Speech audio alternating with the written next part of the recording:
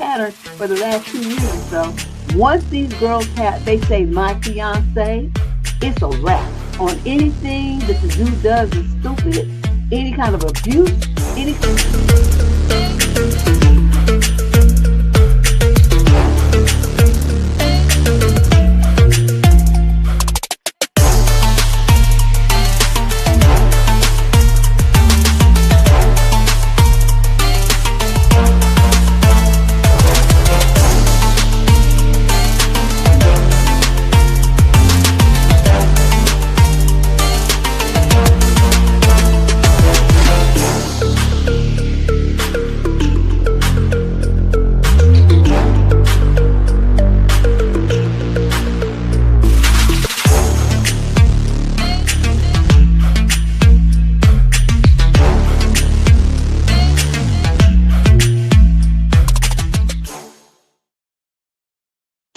I'm over here chair dancing. I have bags under my eyes. You know why? I made the fatal mistake of babysitting last night. 5-month-old baby. Oh, I must have been drunk. High, crazy, something happening. She was so cute, though. I mean, I really enjoyed it, but she just would not go to sleep. So since she couldn't go to sleep, that means I couldn't go to sleep either. So there we go. But I made it. I'm here. Hey, Ash. And we're going to do this, as I tell you, whatever. I don't even know. I feel delirious. I feel dizzy. Let's see. Looks like we got 25 questions as usual. I'm looking at what Candace said. There's no location on here.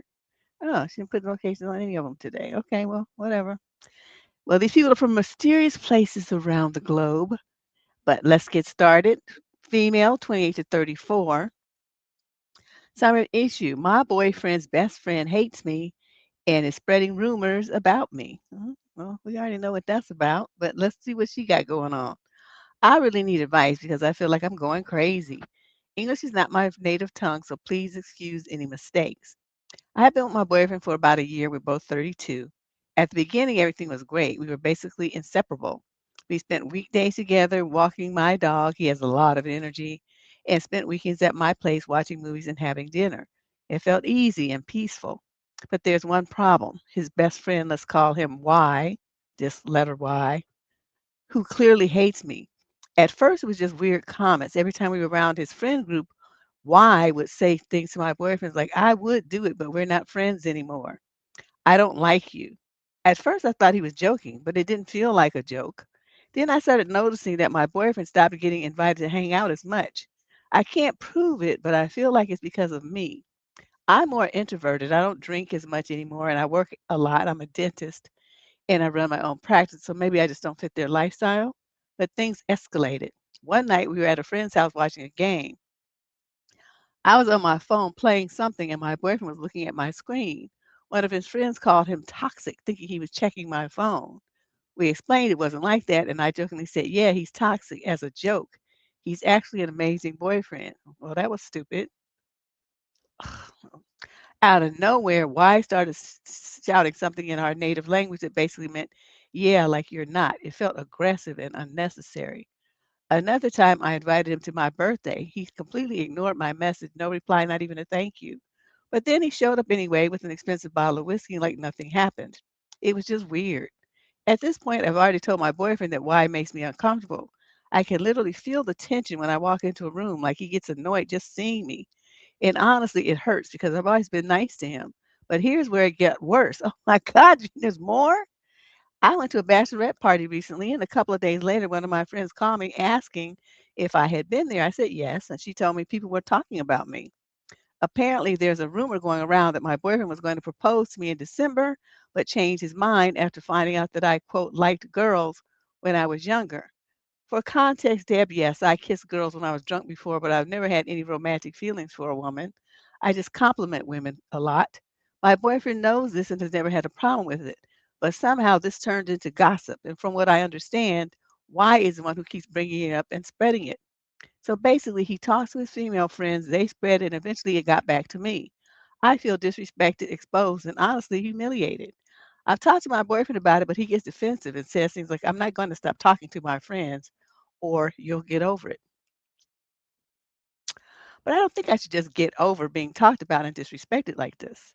I really love my boyfriend. We even have a dog together, and our relationship is good in many ways. But I don't know how to handle this situation when someone in his inner circle clearly dislikes me and is actively creating problems. I don't know what to do anymore. This is when you become a bitch. In honor of that's a good one. Um, this is when you become a bitch. You wait until the next time everybody's together and he gets started and you say, okay, why? You say, why? I have something I need to say to you. You act like a jealous bitch. You obviously have an interest in whatever your boyfriend's name and you want him, so you're trying to do everything you can with these backdoor jealous acting machinations behind my back to get me out of the picture and break us up. Now he might decide he wants to break up with me after I do this, but you know what, little bitch, I have just have to tell you about yourself. One thing, you don't even act like a man. You act like a jealous teenage girl, playing all these games and running around talking about me behind my back. Except, do you realize what you look like? You look like a jealous little bitch. That's what you look like. Now, I don't know if it's true. I don't care if it's true. I'm telling you that's what you're acting like. And so what I say, if a duck quacks when it walking, it must be a duck. And so there you go. And everybody would be looking at you all kind of crazy. But I bet you that white person would turn red and run out of the room, and your boyfriend would look exposed because he knows what's going on. He just enjoying the attention. There's no man in this world who is in love with a woman and with that protective feeling and would let some bitch ass friend of his talk about his woman like that without him rising up and threatening the guy, telling him to shut the fuck up. The fact that your boyfriend's going along with this stuff and making it sound like you're telling you you'll get over it. See, he would have got cussed out on that one. It's like, well, you since you and Y love each other so much, go on over there and be with him. Leave me the fuck out of it. You trying to use me for your beard to cover up your little gay love affair? Fuck out of here, both of you. That's what he would have got from me. And before anybody gets stupid, don't act like I don't give a shit about people being gay, lesbian, whatever they want to be, cross dressers, trans. I don't care about that. What I'm talking about is he's in a relationship with a woman who is heterosexual and playing these kind of undercover games with her heart. That's the part that I'm talking about. If you want to be gay, go be gay.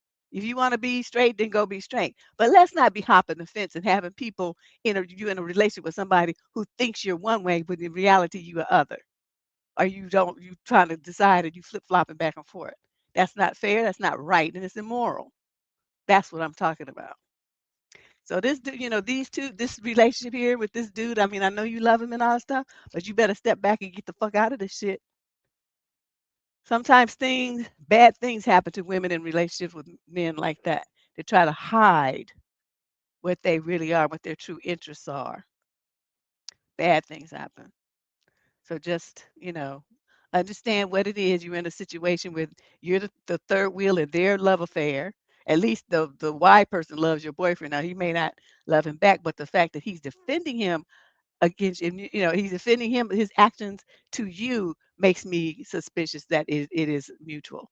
Your boyfriend may not even have admitted to himself yet, but the fact that he's attacking you to defend that guy's raggedy behavior towards you is a warning red flag that's waving like real hard. So you better pay attention.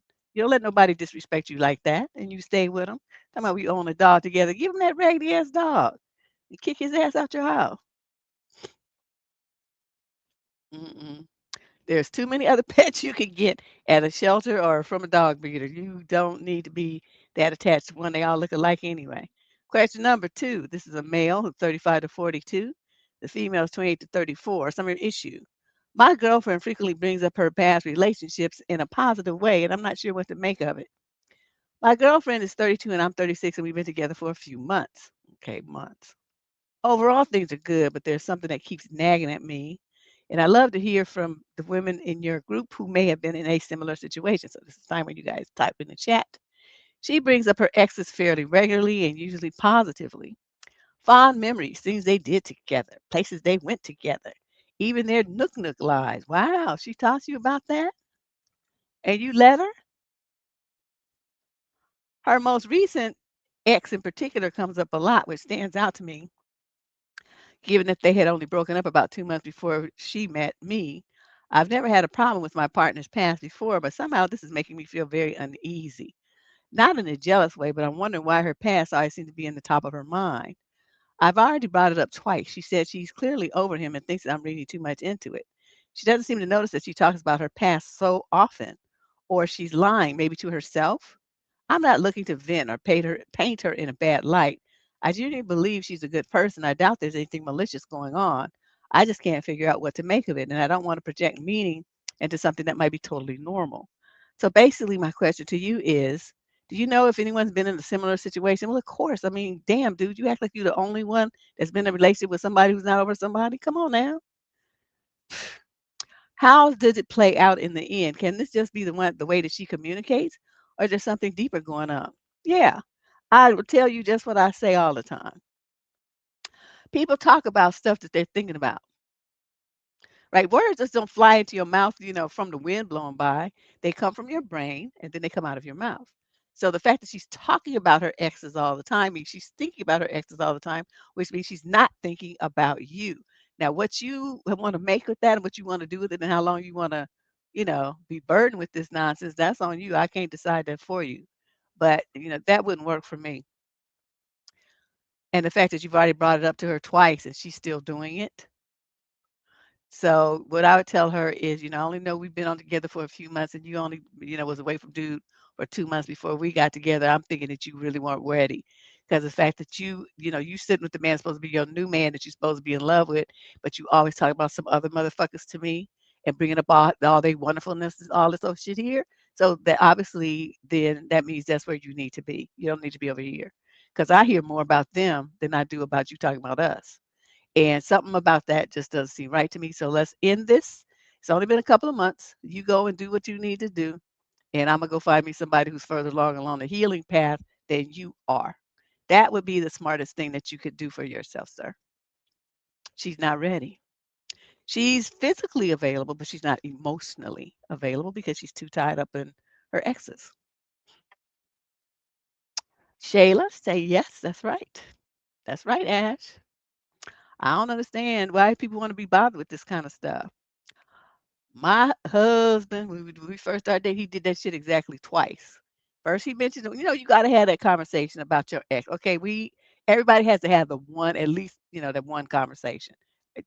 So I gave him that. We talked about, our most recent exes, and he talked about the breakup of his marriage, all this old stuff here. So I heard the whole story. Okay, so then another time, he gonna bring this bitch up again. When we weren't on that topic, it just like flew out of his mouth, and I was looking at him. And we were laying in the bed, not doing anything, just laying in bed watching TV. And I remember I turned to him and I looked at him dead in his face. I said, there's room for two people in this relationship. It's going to be either me and her, or it's going to be you and her. You pick. Because one thing I'm not going to do is hear about some other bitch all of the time. I'm not going to do that. Then I rolled back over and went back to watching TV. And I could hear him gulp, that big swallow, because he knew that I meant it. And after that, he never talked about her ever again. Not to me. I mean, I'm not saying he didn't talk about her, but it wasn't to me. And so that's how it is. Honey asked a good question. So hold on a second. Let me see. Can I put this on the screen? Yeah. Honey wants to know. This is a good segue through this question that we're talking about right now. When is the conversation of the ex good to have, and what's the timeline?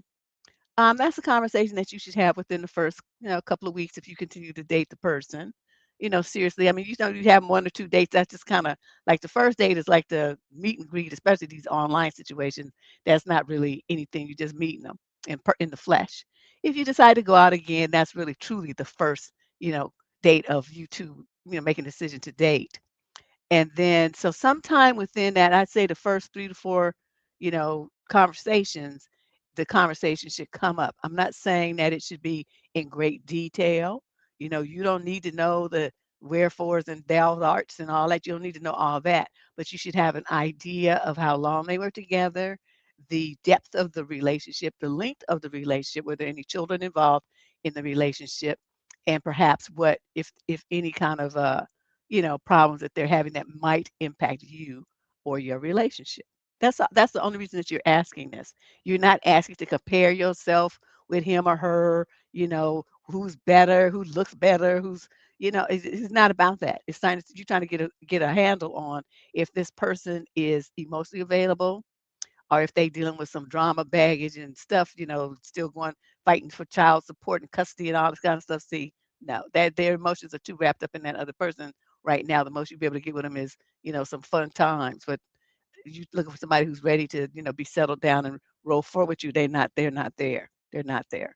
So that would be it. So within the first couple of weeks, and then those are the parameters under which you would ask. Now, if they want to offer more and you want to hear it, then you go, go ahead. But I'm saying that, those basics that I just addressed are the only things you really should expect to hear, that you need to hear. Anything else they want to share, that's just on them. Okay. But yeah, dude, you need to dip out on this. You're gonna get hurt. Question number 3, this young guy is 35 to 42. Yeah, that was a good question. Thank you. Some have issue dating and shared custody. I'm wondering how singles who are dating and share custody of your kids, how they handle it. And if someone asks, okay, do the rate, run on sentence, let me add some punctuation here. Wondering how singles who are dating and share custody of their kids, how are they handling it? Like when someone asks you on a first date, but it's your weekend with the kids, what do you do? Are you hiring a babysitter? What if the kids are old enough to stay at home alone? Are you telling them that you're going on a date? Or are you declining and just dating on days when you are child free? This has come up a few times lately where I've been asked on a date at the beginning of the week that I have my kiddo, meaning I won't be able to go on a date for another 7 to 14 days. I'm curious how others handle it, especially with kids who are around 12 years old. I think my child is old enough to know I'm dating. I'm just not sure how I feel about leaving them to go on a date, especially when we already have limited time together. I'm glad you addressed that because that was going to be my point. Now, there are parents who live close to each other. They don't really have a formal child visitation thing. The kid just goes back and forth. They live a few blocks or, a neighborhood away from each other or something. The kid can ride their bike there. I'm going to dad's, I'm going to mom's, so they just work it out naturally. And if there's an issue, like some parent wants to go somewhere or go away for the weekend, well, the kid already knows I'm gonna ride my bike with my backpack and my extra clothes over to dad's and stay over there the weekend. And they work it out between them. There's those kind of arrangements. Then there are the kind that are more structured, like what you're talking about, where there's certain holidays and every other weekend or something like that that you have the child. And I'm going to say this, especially if the breakup is relatively new or your child is an adolescent, you need to be there. People don't, they think, well, the kid is older, they like to play video games. They don't really pay that much attention to me. That might be true, but inside, we're talking about what the child's emotional needs are. Remember, they're kids, they're babies. They can't necessarily express that they need that stability, that they need to get up and walk in the other room and see you sitting there, and that it calms them down. It gives them a sense of security. Just even if you're just sitting on the couch watching the football game or something, you pat the thing next to them and say, "Oh, come over here, watch this foot with me for a few minutes. What you doing? How's your things going?" And you talk with them for 5 minutes. They go back to playing their video games. That stuff is meaningful. So if you're not there and they only get the opportunity to see you 48 hours every other week, and you want to use up 6 to 7 of those hours to go worrying about your coochie, your weenie, that's not how you do your kids. Okay, that's not right. You spend the time that you have relegated to spend with them. You don't pawn them off on a babysitter. You don't drop them off at your mama's house. You don't let your sister come and take them and put them with her kid. You spend the time with your child. That's what visitation is for, parents and children. So I'm glad you wrote this question because this is something that I think a lot of people need to hear. They don't understand that. Your child will very rarely come to you and say, "But I need you. I need to spend time with you. I need to see you." Their kids, they don't know how to say those kind of things. They probably don't even know that's what they're feeling, but they act it out. They'll do things to get your attention. They'll act up in school, so you have to take off work and go and get them out of school, and they'll get suspended. So then you have to stay home with them. That kind of stuff. So be very cognizant of the fact that as an adult, you can go get therapy and you can go have some drinks and talk it out with your friends and all this kind of stuff. What is a baby going to do? How are they going to be able to express their feelings about their parents splitting up and how that impacts them? Try to be sensitive to your children in these situations. Put them first, and then these issues won't come up. Okay. Now, when your child is about 16, 17, they'll probably be happy you dating because they get the house to themselves. But that like 8 to about 13, 14, you need to keep a close eye on them. Not only because they can't really express their emotions, but once they get 12, 13, 14, people are after their kids these days. You got to protect them from the predators. Some of them even be in your own family. So don't be so trusting to drop your kids off someplace. Be very careful that you need to be there to watch what's going on with your kids. Okay? Yeah, these people, especially with these single moms, because these dudes find out that you're a single parent and they think they can get an in to get easy access to your kids because you tired, you worn out, you overburdened, you overworked, you're exhausted. And so you turn the reins over to them without even really knowing them that well. Invite them all up in your house, let them sleep over and wander around your house at night while your kids in the bed asleep by and you sleep in the other room. All kind of stories I've heard. All kind of crazy stuff these women be getting themselves and their kids into. Innocently, but it's because they're not being, you know, and not thinking. Okay, just look at my video if you have a doubt. And then what? It's a video here to kind of try to coach people through the thinking process. Every time you do something or don't do something, there's going to be action or reaction. So if you choose A, then B, C, and D might happen. So you need to be at point A when you choose an A, say, well, then what? So that you're aware and you have some stuff in place. She introduced them as her friends. See, no, the dudes I went out with, I mean, they knew I had a kid. Don't get me wrong, I wasn't, trying to hide her. But did they even see a picture of her? Did they come to my house? Would they get to see her? No. Even if they did come over, I would have her with my auntie. I'd have her at my mama's house. She wouldn't be there. She would not see these people. They not. I don't want you getting friendly with my kid. There's nothing you need to say to her, and don't catch me looking at her any kind of strange way. These people, and they even do it when you have babies and diapers and shit. I mean, these people are just weird. I just, if I wouldn't have a kid these days, y'all just having kids now are just brave. That's all I can say. So anyway, let's move on. Question number 4. Female 28 to 34, males 42 to 49. Summary of issue. My partner constantly interrupts me. Is this a lost cause? I would think so. Use the word constantly. Thank you, Shayla. We've been together for 3 years. I'm 30, he's 45. We've had our share of relationship ups and downs. Okay, that's a lot of the age difference. And historically, if I bring an issue up, he makes sure to work on it, except this one. Over the past year, I've been noticing my partner interrupts me almost every time I'm talking. Specifically, if I'm talking for more than a minute about myself, like my workday, my experiences, my childhood, etc. He'll interrupt me by pointing out something mundane in our environment. Worse, sometimes he doesn't even say anything at all in response, and it feels like I'm speaking to dead air. I've talked to this about him maybe monthly for the past 6 months, and you don't get it. That's what you got. It feels cyclical. I tell him it bothers me. He gives me excuses. I just don't have anything to say. Then I get angry to a point where he says he'll work on it. He's good for a week. He quickly stops even acknowledging he's interrupted me. I tell him it bothers me over and over again. Last night it happened again while I was talking about a childhood memory. While I was mid word, he made an observation about the show on TV. I fell silent and he didn't ask me to continue or anything. Later, he told me how important it was to him and how big a difference I make in his life. I couldn't reciprocate the feeling. Today, I'm angry again and I can't understand where the disconnect is. Is this a lost cause? Absolutely. Bam. And Ash just took the words out of my mouth. It's total disrespect. You in a relationship with somebody and you sleeping with them and loving them and you letting them treat you like that. I don't even let people do that to me in business meetings. You're not going to interrupt me. Okay, I'm talking. You sit there and wait till I'm done. Now, in a situation like this, you've asked him multiple times. You say every month for 6 months, and he's still doing it anyway. And I'm wondering, you say you tell him that it bothers me, but I mean, how are you telling him? You saying, I hate that fucking shit when you do that, motherfucker. Like, what you got to say about a goddamn TV show is so important that you got to interrupt me? See, do you tell him like that? Or do you say, "Oh, it bothers me when you do that"?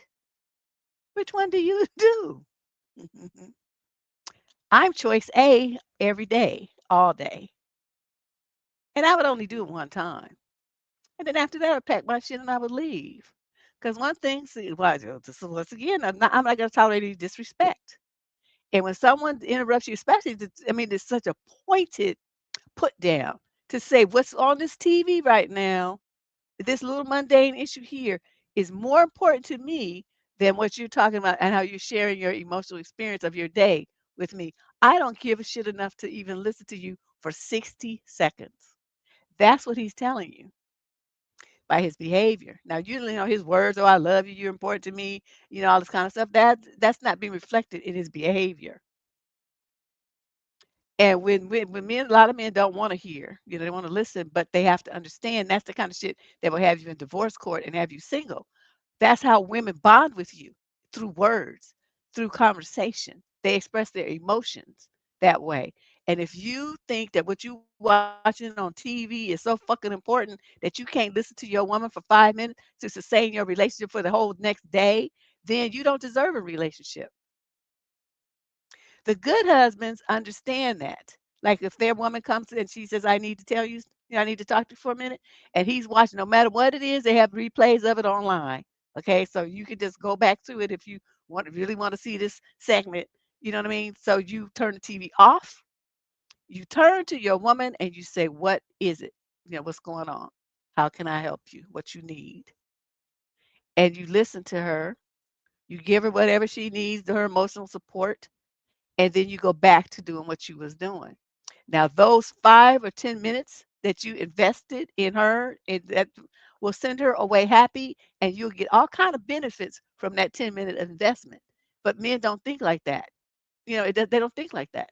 I invest 10 minutes and I get 48 hours of her grinning at me, petting me up, giving me kisses, giving me nookie, and cooking my favorite food because I invested 10 minutes to pay attention only to her. They don't think like that though. They're very, very selfish creatures.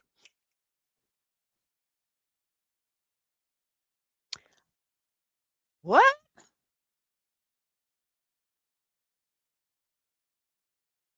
Wow. That's what I never tell. They don't need to know where you work. They shouldn't tell you. They don't need to know where you work. You guys, I remember talking about that. Maybe you missed that conversation, honey. Um,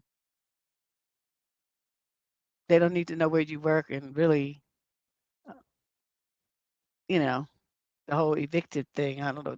Just tell them that your uncle owns it or something. They don't need to know. You ain't getting evicted. My uncle owns this building. I don't know what you're talking about. But yeah, the thing about working, like, even though they might use and say I work in the medical field.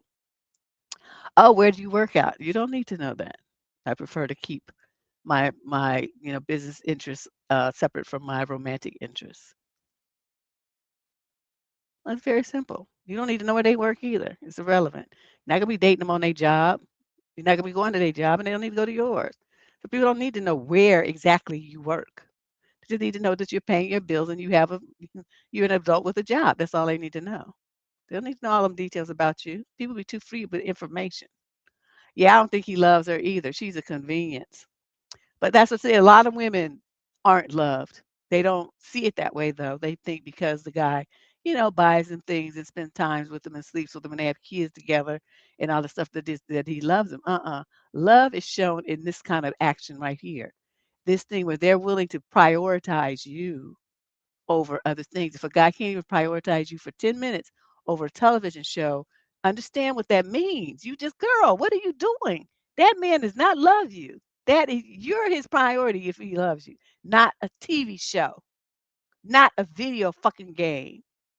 Okay? He don't love you. He loves whatever it is he's doing, and he loves himself because that's his priority is what he wants to do, and fuck you if you don't like it.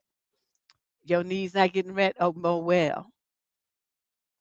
I think if a lot of women looked at their relationships more realistically like that, with a more sense of practicality, they would understand that I'd say probably 80% of women are in relationships with men where they're just a convenience. And the guy's getting all his needs met, but he's not investing anything emotionally. He's not giving them what they need, and there's no love there. There is benefits, and that's why you're there. Question number 5. This is a female, 22 to 27, summer of issue. Was I wrong for packing up everything my boyfriend owned and putting it out on the street? You little savage, you. Let's find out. I am 25 and I was with my boyfriend. He's 29 for 3 years. Notice that past tense was. We lived in an apartment that my parents helped me get. The lease was in my name only, and my parents bought all the furniture. I thought he was the one, but it was all an act. 2 days ago, he said he was helping a friend move. I went over to surprise him with food and found him with another girl. It was a mistake. It looked like a whole secret relationship. His friend was there and even said, "You weren't supposed to be here yet." I didn't fight with him. I just went home. I called my brother and we packed up everything. We put all of my boyfriend's clothes and electronics in bags on the sidewalk. Then we moved all the furniture my parents paid for into a truck. I ended the lease and moved back to my parents' house. When he got back, the apartment was totally empty with a for lease sign in the window. Now he's calling me a psycho and cruel. His family says I ruined his life because he has nowhere to sleep. His friends say that his cheating was a mistake, but what I did was a choice. I don't think I ruined his life. I just stopped building it for him. What do you think? I think you did well. I'm proud of you, and I wish more girls would have that kind of strength to do that. And the friend talking about his cheating was a mistake. No, motherfucker, you drove your ass over there. It wasn't an accident that you got there. It wasn't an accident that you pulled your clothes off. It wasn't an accident you slept with her. None of that was an accident. Those were a whole series of choices.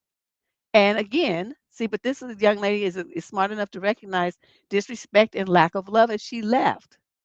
So many girls would not do that. They would cry and then ask him why. What does she have that I don't have? And then they would try to change and go to the gym and lose weight and get their hair dyed and get a cut, buy new clothes and go try to go look on these things and learn new moves in bed. And they go through all these changes instead of getting rid of the problem, which is him. That's what happens when somebody doesn't love you and you're just a convenience. You got to live in your place. That's another thing. You don't have to move some man up into your spot. If he can't afford his own spot, then he don't need to. He just live in the park with the rest of the wild animals. I don't know what to say. Go live in the wild where little critters belong, but you don't get to be in my place. I'm sorry. Question number 5. I'm sorry that I did that one. Number 6. This young man's 20 to 34. Some have issues. Can please explain this? Okay, I'm leaving a date with a woman who I met 3 weeks ago. This would be our fourth date. We're talking on the phone all the time, etc., etc. Last night we get in our separate cars and we drive off. About 10 minutes later, she calls from her car and we're talking, keeping each other company since it's about an hour drive for both of us to get home. While she's talking, I'm noticing this loud click, click sound. I interrupt her and ask, "Is your signal low? It's been gone for a good while." She then proceeds to tell me that she hit something and is driving slowly on 2 flat tires. We've been on the phone for 41 minutes. I looked at the screen. Am I crazy for thinking it's really weird someone would be experiencing something like that and just carry on a normal conversation like there isn't a serious issue happening? Ah, she must have not had road service. I don't know what to tell you. I never heard of no shit like that. So now she had 2 flat tires. Now she's gonna have to buy all new tires because those gonna be like chewed up from being the rim cutting them up. I don't know what to say. I never heard of no shit like this before. Woo! I wonder what she hit that busted up 2 tires. That's kind of interesting. But to answer your question, I have no explanation for you. I've never heard of anyone doing anything like this. At least she would have said, looks like I just hit something. I'm on 2 flat tires. Can you come here and help me, or call the tow service, or call the police, or the highway patrol, somebody? It's something that something. I would have asked for some help on that one. But I don't know what to tell you. I have no answer for you. This is one of those rare questions somebody writes in, and I don't know what to say. I don't have nothing to say. Let's move on. Question number 7. Wow. She's 28 to 34. Summer of issue. Am I crazy for being upset that my boyfriend doesn't tell me about his past? Upset. I love my boyfriend a lot. He's the most caring, good looking, helpful, loyal, awesome guy ever. And I just love everything about him. He makes me so happy, and I used to feel that very hard because of my depression, but meeting him has made my life way better. Okay, he listens to me, he's protective of me. I get this excitement whenever I'm with him. It makes my heart beat faster. Oh, that's good. He's kind, he treats me well, and I feel so cherished. I feel seen. He's cold outside and doesn't have much friends. Hmm. Says he has brain damage and slow at processing things sometimes. So he's cold outside and doesn't have much fear. Okay. My problem is that he never tells me anything about his past, ever. Not even normal things like how his childhood was like or where he went to school. He just gets extremely nervous and changes the topic.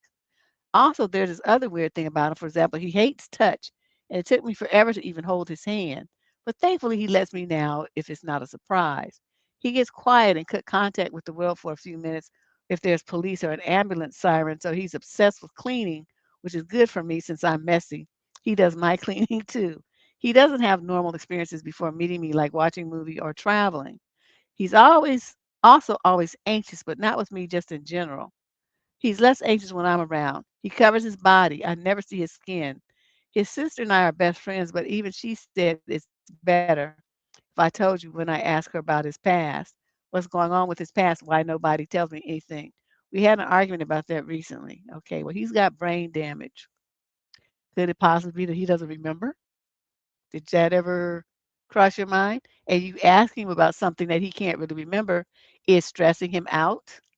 That could be part of it. The other thing is, it sounds like your boyfriend suffered some serious kind of abuse. It sounds like he suffered some abuse here. Um, he doesn't want anybody to touch him. He doesn't want to show his body. Those two things together usually indicate some kind of sexual abuse, at least physical, probably possibly a combination of both. When I say physical abuse, I mean like, hitting, slapping, punching, somebody beating you, kicking you, that kind of stuff. That's what I mean when I say physical abuse. Um, he's anxious. He's closed off. He didn't get to watch movies or travel. Sounds like he had a pretty awful childhood, and I could see why he would not want to talk about it. But what you do, you gonna keep pressing. You're gonna keep pressing because it's something you want to know when you can see that it bothers the man to the point where he has anxiety attacks to even when you even ask about it. I want you to learn how to be a fucking grown up and shut the fuck up sometimes. When you can see with your two big old eyes that this is bothering this man to an extreme level, but you don't seem to really care about that. He does all these great things for you and brings all these wonderful traits to your life, but you can't give him that grace to let him get comfortable with you and tell you in his own time, in his own way. Stop asking questions about other people's business. It's not your goddamn business about his past. Yeah, it didn't say, she didn't say. She just said he has brain damage and is slow at processing things sometimes. So he's cold outside and don't have much friends. So see, that's somebody he's closed off. He doesn't want anybody touching him. He's closed off. He has brain damage. He has slow processing things because of it. So that makes him feel insecure around people. He doesn't want to be around people because he can't keep up, right? When you feel slow at processing things, you miss jokes, you miss fine nuances, you miss sarcasm, you miss hints.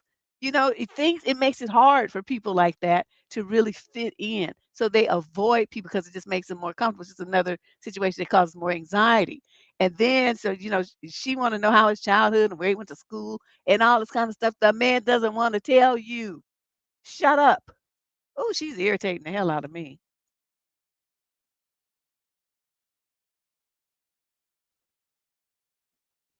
It's in this line here says his sister and I are best friends, but even she said it's better if he tells you when I ask her about his past. What's going on with his past? Why nobody tells me? We had an argument about that recently. See, it's just stupid. Too old for this.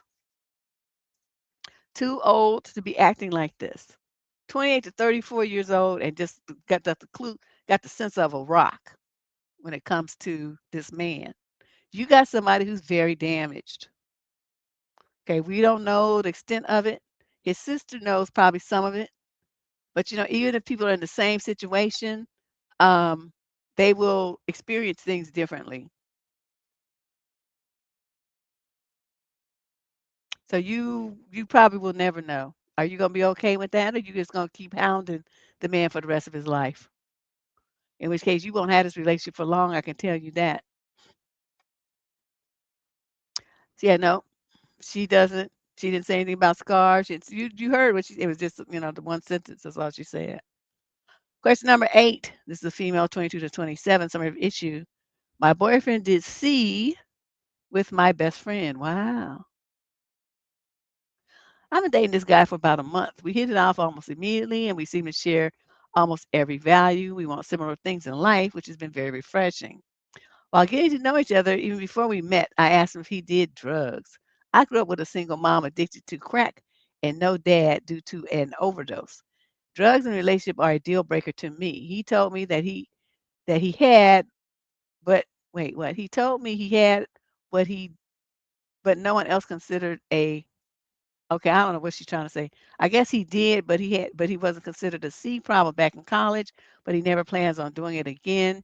We all have a past, so I don't judge by any means. I told him my view on drugs and took what he said as the truth, and we moved on with the conversation.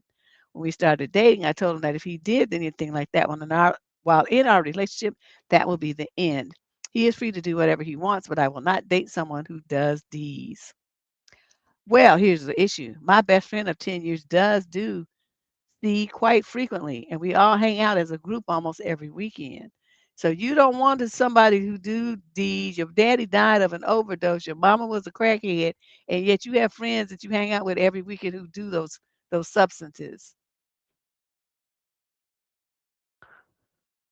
Okay. Last weekend we were at a party, and he told me that he was going to go inside to grab a beer. A few minutes later, a friend of mine came out and told me that he's asking my best friend for a line. I texted him immediately and told him, I told you if you do those things, we're done. He doesn't see it and comes back outside. I get up and walk inside, and he follows me, and I told him that we're done. And he's more than welcome to stay. We're at my friend's house, or I can Uber him home. He chose to stay. He ended up staying inside the whole time we were outside, and he texted me to come and talk.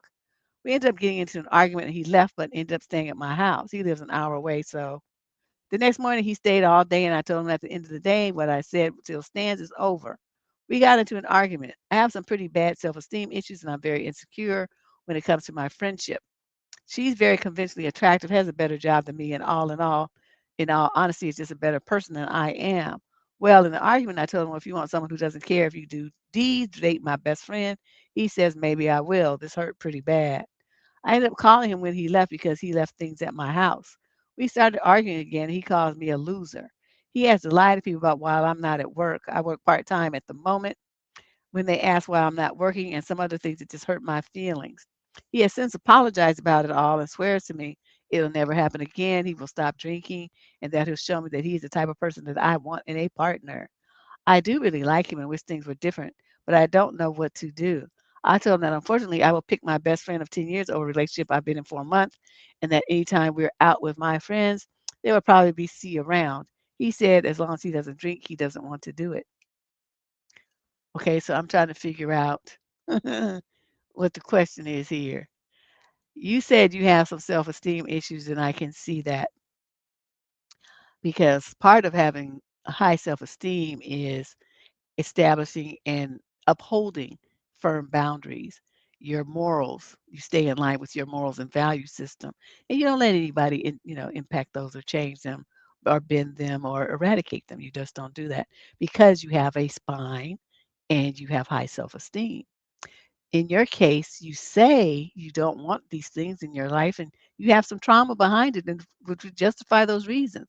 However, faced with a man that you've only known for a month, all of those things are going out, just down the drain.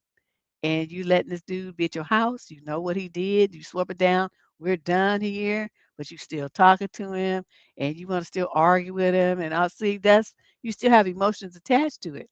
If you were really done, it wouldn't be anything he could say. You wouldn't be nothing else to say to him. It's like putting your shit that you left here outside. I don't care what you do with it, but you're not coming back here. So it's gonna be outside. You either come get it or whoever's gonna get it is gonna get it. But whatever, I'm putting it outside because you left it here. And that would be the end of that. You would go on your phone, and you would block him, and you would never speak to him again. You'd not be calling him to argue or talk about listen to his promises about what he's gonna do and not gonna do, and how he's gonna stop drinking, all this kind of stuff. It's only been a month. Can you imagine a relationship where it started off with this much drag and drama, this much back and forth? Your friend involved in a situation like this, and you telling him to go date her? This is just too much. You don't see where this is just sickness? Girl, please get you some therapy. Please get some counseling. You've had a lot of childhood trauma behind your druggy parents, and that I think is at the root of this. You were unstable as a kid, and so you find these unstable relationships like this and all this drama and upheaval is the norm for you. So you're comfortable with it. This would not be. I would. Mm-mm. Soon as I found out that he was in the room doing that, I would have dipped out and left him there. He could just back to his place the best way he could. I said, I don't. I said, if you do that, we're done. That don't mean we're done in 30 minutes. That means we're done on the spot, which is like right now. But that's not what you did. So I don't know what to tell you. Question number 9. This young lady's 22 to 27. She says the summary of the issue is, what's a behavior that instantly destroys trust in a relationship? What do you guys think? What is a behavior that instantly destroys trust in a relationship? You put it in the chat thing if you're on YouTube over here or Twitch. She says, my sister recently ended things with her boyfriend after they had been together for a little over 3 years. And the reason honestly made me think a lot about trust in relationships.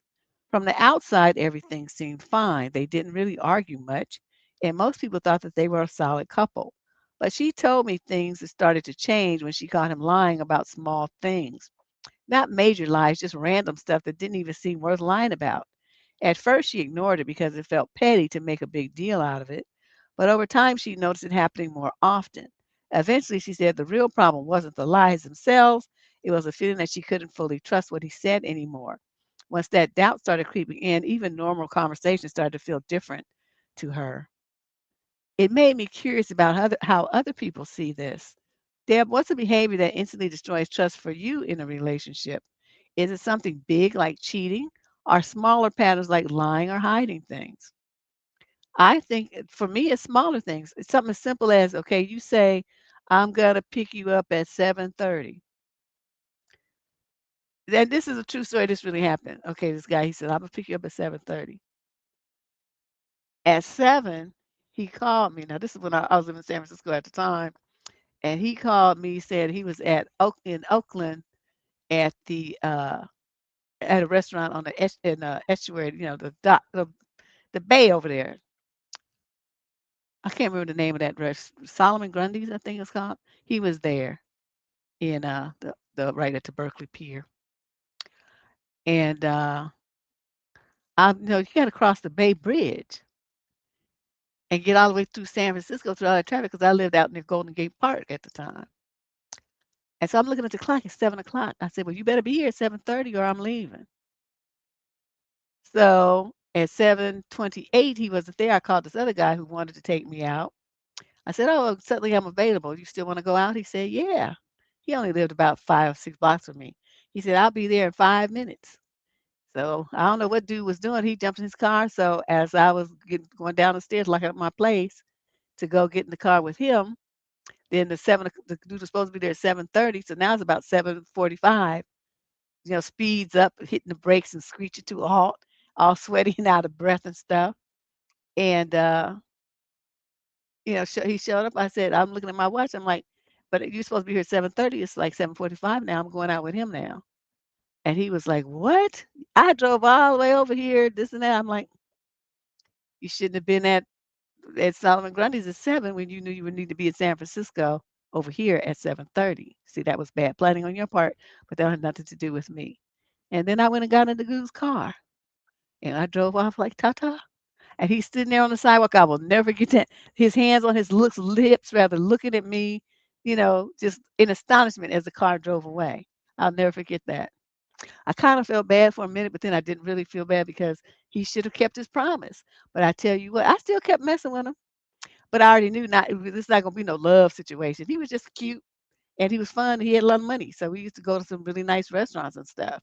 And so he, I still kept talking to him and everything for about another 6, 8, 7 months. But I tell you what, he was never late again, ever. That boy would be early. He'd be sitting downstairs in his car. And then I'd call. I'd be like, "Where is you?" He said, I'm sitting downstairs. I'm waiting." I'm like, "Okay." Go downstairs, lock my door, and go get in the car. So you have to train. There's some truth to that thing about how you train people how to treat you. It's true because in that moment of him watching me drive off, because I said be there at 7:30 and you was not, that taught him something. I mean what I say. I mean exactly what I say. And if I say I'm not gonna be, I'm gonna go out with somebody else, that's the fuck what's going to happen. You see what I mean? So he learned some very valuable lessons. I don't know how other women have been doing with him, but he learned when I say something, I mean every goddamn word of it. So he never tried me like that again, ever. That was a test. Now I tell you guys how men will test you, the whole test shit. That was a test. He was gonna see if I was gonna be okay with him showing up whenever he got fucking well ready versus when he told me when we agreed that he was going to be there. So the tests are little. They don't necessarily have to be a big thing. They don't have to be like he shows up with another woman, that he cheats on you, that he takes your money. I mean, those are horrible things, but the tests don't have to be those kind of things. They're going to test your boundaries and test your self-esteem and test your fortitude in many, many small ways. Your job is to jump on his ass every single time he does it and teach him that you ain't the one. Those of you who don't do that, you end up with some really raggedy relationships with men who disrespect you repeatedly. And I'm not blaming you because I'm like a lot of it is, how you raised up. You just, the no and the stop and the boundaries are raised out of a lot of girls in their families. But as an adult, you have the power to make different choices. So, I mean, that's great if you just still a teenager. I'm gonna cut you. I'm gonna give you all kind of grace and slack. Your ass is 35 and you still doing that shit, you don't get no slack from me. I'm gonna jump on you with both feet. Because whether you had to get therapy or go whatever you need to do to read some books, whatever, to get your shit together and start handling your business like a grown ass woman, that's what you needed to do. So you don't get the slack that a 17-year-old girl is gonna get. Because she's still learning. She's just coming out of childhood. Your ass probably got kids half that age. No, you don't get any slack. You need to get your act right, get yourself together. Well, I didn't know I was savage. I didn't think, I just knew at a very young age, I don't know, just certain stuff I just was not gonna take. I mean, I remember at 11, one of my older male cousins he kept messing with me, just bullying me. He was big, one of them, like, baby Huey type of kids. So even though he was way younger than me, I think he was about 3 years younger than me, he was like bigger than me. I mean, big. And he just kept messing with me, messing. I told him, leave me alone, stop it. He didn't leave me alone. And this is when they used to have, the garbage cans. They used to be metal. Now everybody's garbage can is plastic, but they used to be metal. I picked up that top of that, took the top off the garbage can, and I kabonged his ass on the head with it. And he went down with blood everywhere. Oh, it was blood everywhere because so many blood vessels in the scalp, so it looked worse than what it really was. But, it was blood everywhere. My auntie, his mother, was just like, "Oh my god, you done killed my child." Like, that motherfucker that motherfucker, well, I wish he was, but he ain't. But they took him to the emergency room anyway, but you know what, after that? "Yes, cousin. Okay, cousin. I understand, cousin. Cousin, you need me to do anything for you, cousin?" And I was only 11. So you see what I mean? It was that attitude of, "No, I'm not taking this shit from you," and nobody else was already in me. So, if I had different parents, different upbringing, maybe different personality, it would have been different. But, that's why I try to lend some of my strength to you guys to show you it's okay. You're gonna be all right. I don't know what your parents did to tell you that it wasn't okay for you to say no and put up boundaries and stuff. But you're a grown woman now. You can make other choices. You don't have to try to be nice to people. You don't have to please anybody but yourself. That's it. And you can say no, and you can say stop, and you say get the fuck out. You can say, I don't want this. I'm not doing that. I'm not going there. You're not going to treat me like that. These kind of things. You can say those things to people. Even if they get mad at you, so what? It's not like they paying you. Not like you're going to suffer any loss of money or nothing because they don't like it. Girl, I'm telling you, I beat that can was dented. The top was dented. 'Cause I was a little what they used to call a tomboy, now everything is trans, but used to be a little tomboy, so I used to fight with my brothers and run and climb trees and do all this kind of stuff. So even though I was a girl, I wasn't fat or anything, but I was, pretty muscular. I had, muscle density. And so when I hit him with that thing, it was solid funk, and he went down, and there was blood I kind of was scared for to tell you the truth. So much blood, but none of them ever messed with me again, ever. Now, that was a good lesson for all of my little male cousins to learn because they was just doing the absolute most. So anyway, yes, that's what to answer your question about trust, destroying trust in a relationship. It's my long-winded answer, but it's really not hard to destroy trust. Your sister is a smart girl. I hope you learn from her. Question number 10. This young lady's 18 to 21. Summary of issue. My boyfriend is going through financially hard times and is working 3 jobs. How do I support him? My boyfriend of 3 years is 21, and he's the most hardworking and reliable person I know. He's kind, caring, and everything I could ask for. In fact, he is so hardworking that he always gets recognized for it all the time by his bosses and colleagues and has been able to secure 3 decent jobs in his niche because of how much he works. Except all of his money has been going towards all of his family's bills because they ran out of savings and he has no savings for himself, which has been causing him so much stress and exhaustion. It's been affecting our relationship and his life in general. His mom lost her accounting job about a year or so ago, and his dad got blacklisted from companies because of a mistake he made decades ago.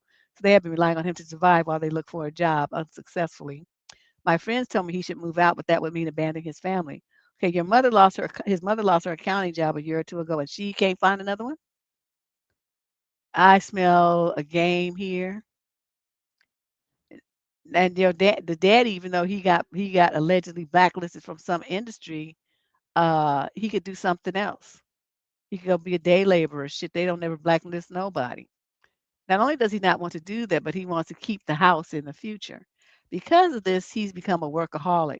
He mentally believes he has no time for anything in his personal life besides working, or else it's a waste of time. It's gotten to the point where he'll take work calls up to an hour long or text his boss when we're together. He is always talking about how he can't afford X and generally doesn't say much or snaps when we call each other in the evening. He's often out the entire day for work, and even when I try to talk to him about his day, the conversation is brief. There were 2 times in our relationship where he completely crashed out in anger because of financial stress.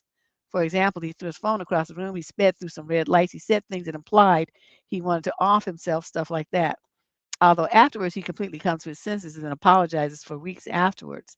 But at this point, I have no idea how to handle our relationship or how to talk to him. I tried asking him what I should do when he's stressed, but he said, I don't know.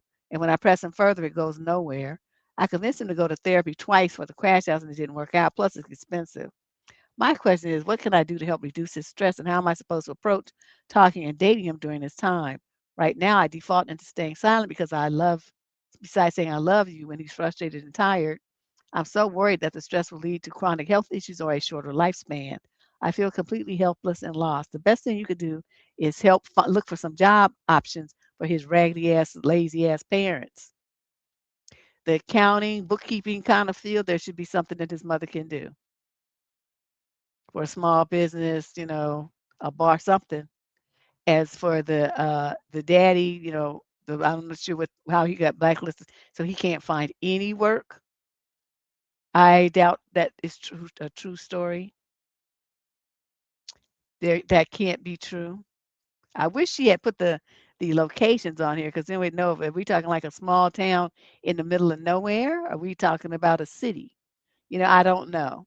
So it's hard to really make suggestions, but I can say this, they even have the mom could work a remote job with an internet connection. She doesn't have to physically go anywhere.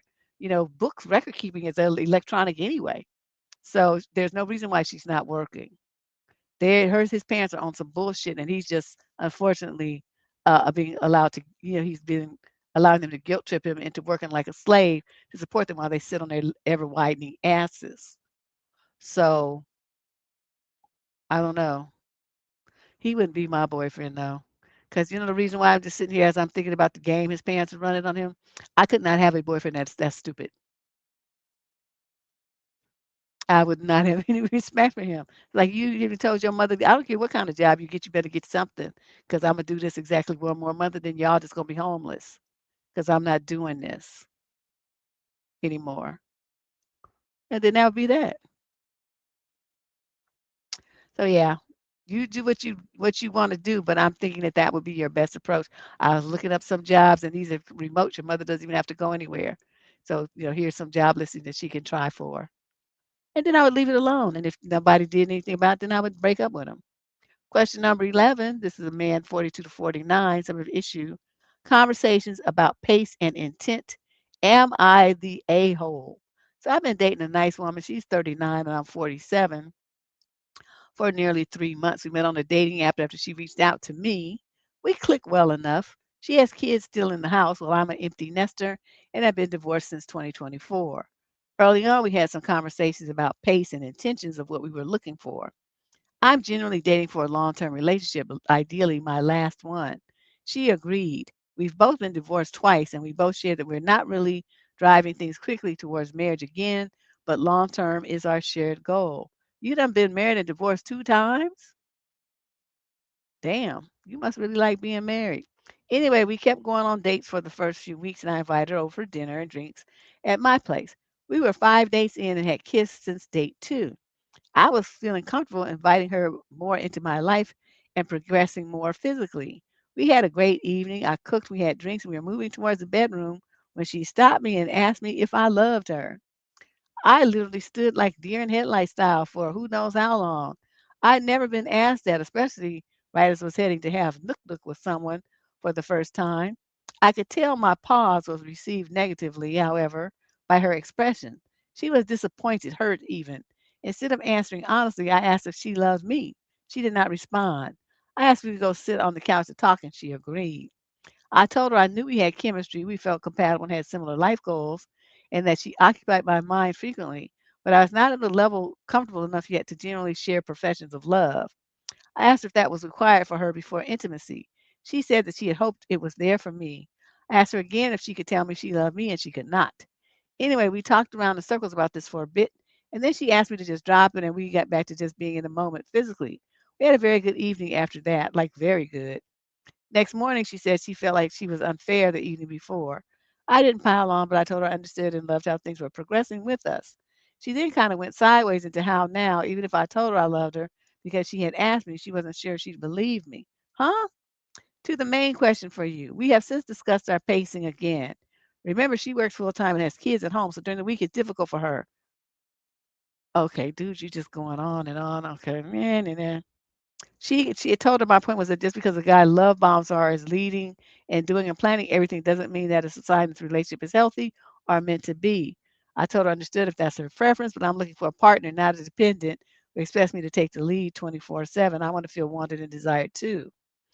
Okay, so that whole thing took place a few weeks ago. We've been intimate more and still texting and talking every day. Yet she told me she feels like she fell into this relationship too quickly and is making sure to take things slow. It's honestly felt different since then, too. I'm being cautious because of the whole weird love test thing, but overall, she's 95% good and wholesome and has a great career, responsible, educated, by far the most attractive woman I've dated as an adult. So I'm not tossing the baby out yet, even though the bathwater smells a little. I'd appreciate your take on this from various angles. I don't have one. I see you're better than me because when people confuse me, I don't know where you coming from or what you trying to do. You know, who in at this age, let me see, how old did you say you guys were? I remember it was seemed like hella old to be playing this do you love me game. Let me triple check this. She's 30 now. Okay, she's almost 40 years old and you almost 50. And she waiting until you on the way to the bedroom to start talking about do you love me? Who does that? And then she's complaining to you because, you don't seem to be love bombing her, you know, uh, and being taking the lead and all this kind of stuff. Well, I mean, what age is this? What era is this? Yeah, you want men to take the lead as far as getting the shit off the ground. But after that, it should be a mutual thing. If she wants some, she should go tell you she wants it. If she wants to see you, she should tell you want to see you. If she wants to go out with you, she say, "Come on, let's go see a movie." I mean, what is wrong with that? If she wants you to do everything, so, you keep taking your time with her. I would recommend if you guys haven't made any kind of commitment to be a couple that you investigate other situations just to make sure, That this makes sense? Because if you're not committed, then you're still single and available. I know you say you dating for marriage again, but so far this woman has sounded kind of loony, like not right in the head emotionally. She may have all those professional thing and those social aspects that you like. She's intelligent, she's educated, she's articulate, she's but emotionally is what I'm talking about. Because when you're in marriage with somebody, their job and their degree and all that stuff that don't have no impact on it. It's how you relate to each other emotionally that's going to count. And right now she sounds a little whack to me. She's still living the Harlequin romance life mentality at 40 years old. So you just pay attention to that and respond accordingly. Like you're a grown ass man on 50 years old. I'm not gonna tell you what to do, but I'm definitely telling you, you better be careful. She doesn't sound like she's wrapped too tight or she's confused about what she really wants to do. Like her mouth is saying one thing, but her expectations are in another direction. It's just she just is weird. And those things, yeah, the complicated, that's a perfect word. It's like when people get to that kind of thing, I don't know where you come from or what you're talking about. I can't really put a finger on it. See, I tend to bow out because I don't like those kind of confusing situations. But that's just me. Question 12, this young lady's 28 to 34 age group.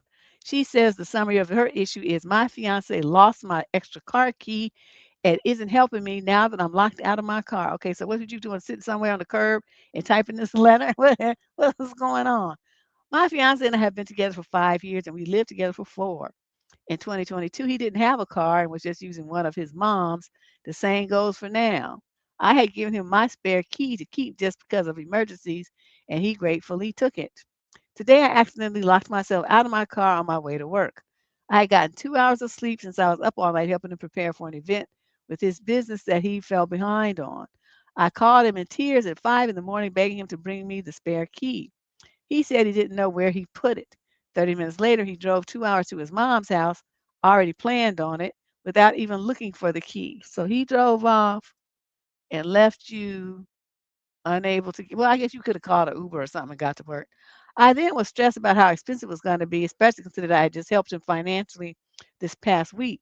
Keep in mind, this man is not poor and has well over $10,000 in his savings account. That ain't no money. My apartment key was on my car key, so that was locked inside my car too. He took the other apartment key with him, knowing that I wouldn't have access to our apartment. Oh, so you was locked out of the apartment too? I would have access to our apartment since I wanted to go back and really search for my spare key. He then told me he set something up with maintenance so they would let me into our apartment. When I got home, I waited 2 hours to be let in since he never actually set the appointment up with maintenance. He is refusing to help me with the cost of getting into my car and even wants to know how much the cost of it all is. When I tell him over the phone, he sits in silence. Again, I'm not mad about the money. However, I'm mad that I'm always going to be on a lark to help him. Yet he's left me here stranded until tomorrow. What should I do? You should break up. Now, I mean, what is it you want to see here? Why did you give him your extra key? I mean, I guess you locked it. It would even if it was in the house, it wouldn't have done you any good because you had locked it in the house like an idiot. But I mean, it's like, what how how do you think that this is okay? That you would spend time even writing to me. He's gonna go to his mama's house and leave you locked out of the house and locked out of the car for hours. And you still want to call it, remember I told y'all when girls say fiance, they lose their damn minds. Notice how she said that right in the first line of the letter. My fiance, the first 2 words. Lost my spare key and isn't helping me now. I'm locked out of my car. Then she says it again. That's in it's summary. Didn't this letter part? Me and my fiance been together for 5 years. They're together for 4. He didn't have a car. He still don't have a car. He drives his mama's car. So you with a carless dude, but you gave him a spare key to your car. That means if he did something to your car, you couldn't afford to pay for it. So why would you do that?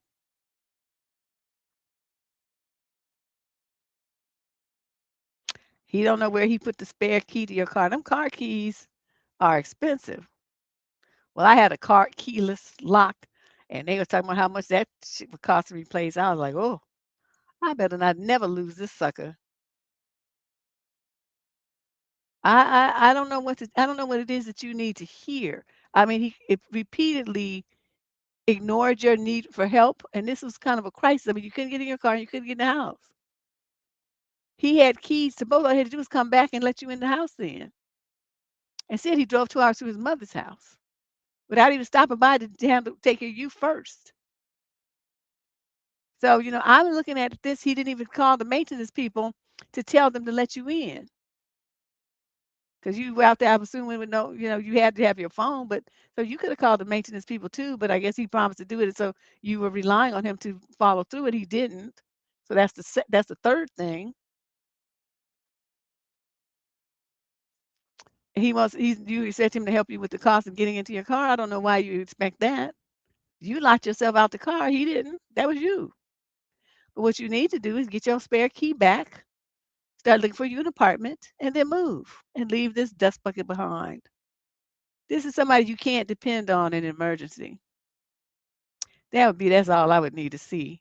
You gonna leave me standing outside for hours and hours while you driving around in your mother's car, going back and forth, and leaving me out here? Mm-mm. We're done here, sir. Question 13. This man is 28 to 34. Tell me the issue. Was I being a jerk for telling my wife's best friend to leave us alone during our vacation? So I planned this trip with my wife about 3 months ago. We both been working nonstop for a long time. So this was supposed to be our chance to finally get away and just spend some quality time together. My wife has a best friend she's known since high school. They're extremely close and like to do everything together. They are closer than some sisters are. This woman comes over almost every week. They go shopping and hang out constantly. They're basically inseparable. But with this trip, I felt like it's finally time to just get some alone time with my wife and her with me, and we can just tan, enjoy good food, and not care about friends, responsibilities, and just hang out like a couple. Yeah, I mean that's nice to do sometimes. And I have not really told her anything about me feeling that her friend is getting a little too much into our lives. Since it's her long-term friend, I feel like I would just be a dick mentioning it. But the point is not that.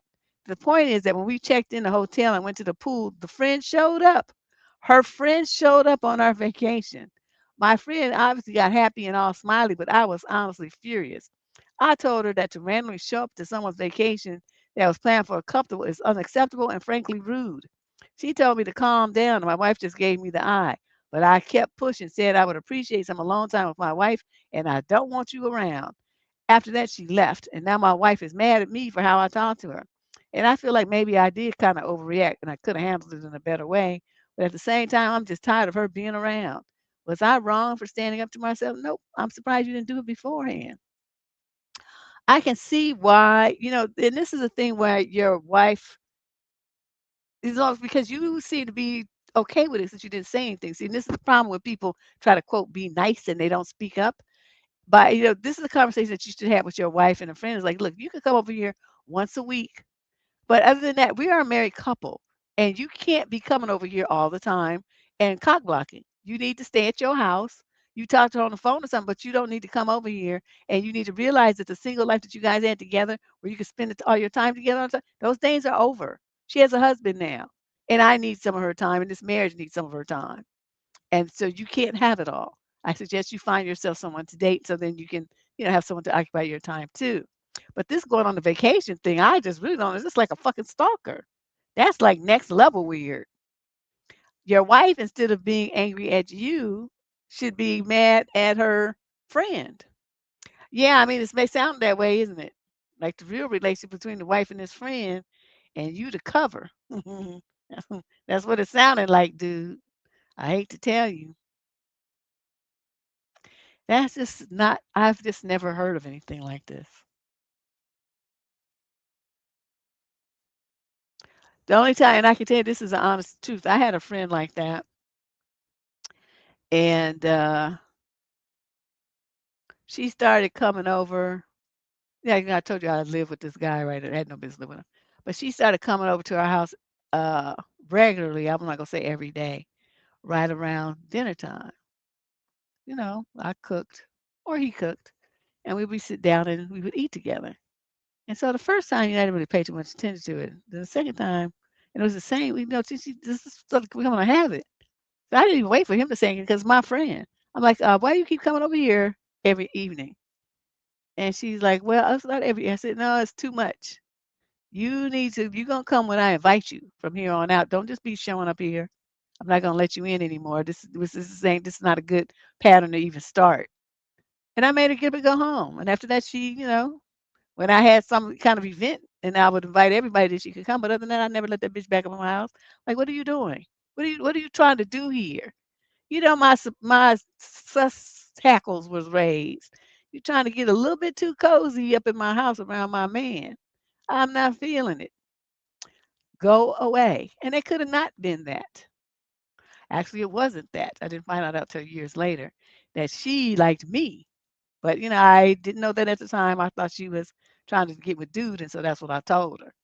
But yeah, they said later that she liked you. You didn't understand. I was like, oh, well, it wasn't mutual, so it really don't matter. But yeah, I mean, but anyway, in any kind of situation, you got somebody doing stuff like that, there's something wrong. It's a threat to your relationship, or they're trying to threaten your relationship, and you need to check it. So whether she likes you or she likes your husband, it really don't matter.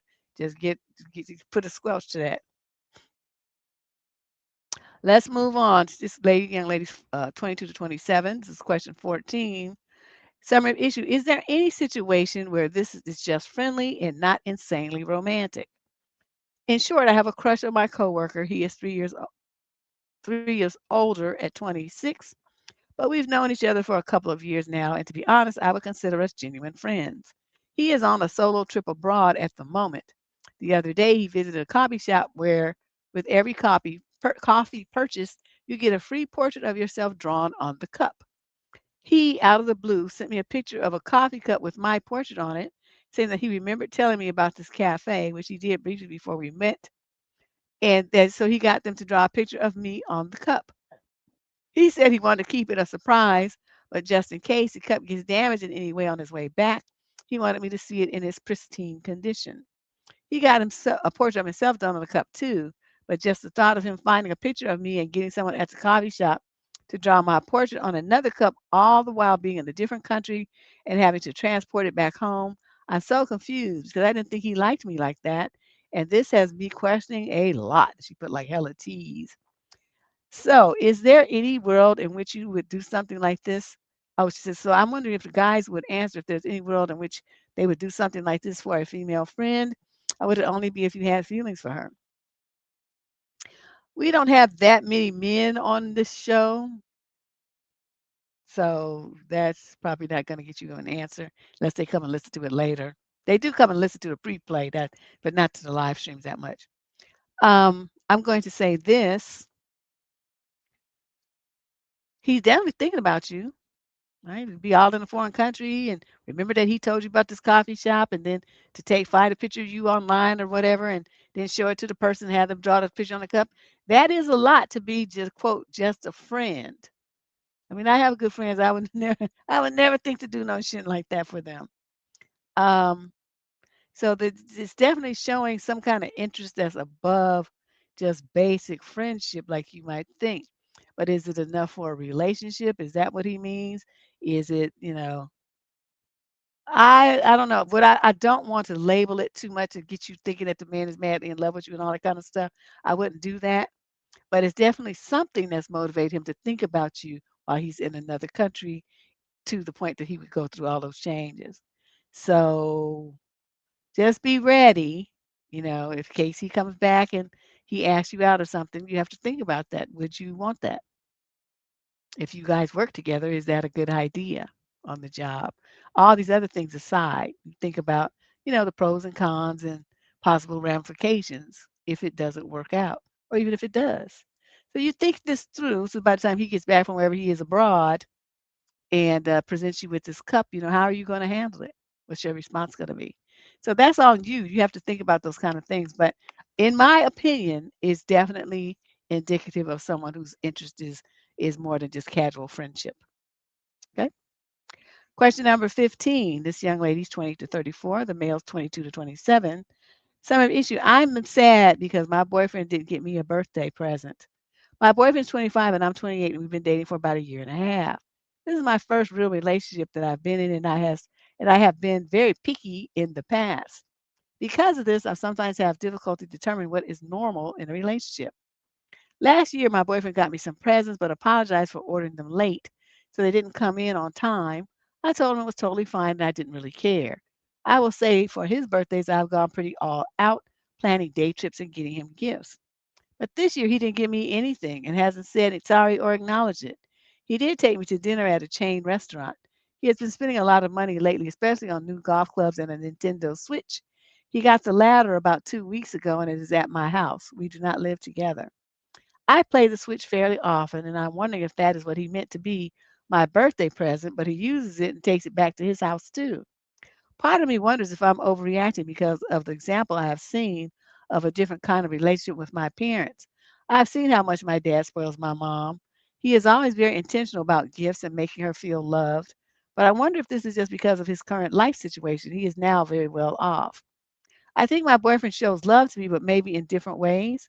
For example, last week he bought a lawnmower over to mow my lawn and get it in order for spring, which I really appreciated.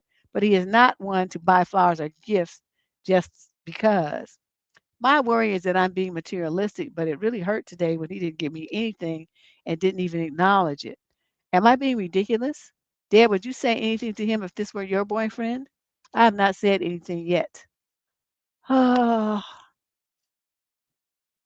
Your dad, okay, I'm gonna say this. You saying that your dad spoils your mother. He's intentional about gifts and making her feel love. And you wondering if because he's at his point in life, he's a mature guy and that he's very considered well off now.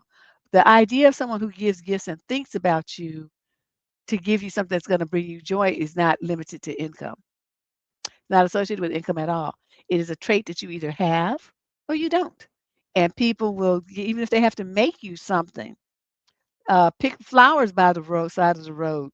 Get some little trinket that they saw at the flea market or some little kid selling some homemade whatever on the side of the road. I mean, whatever.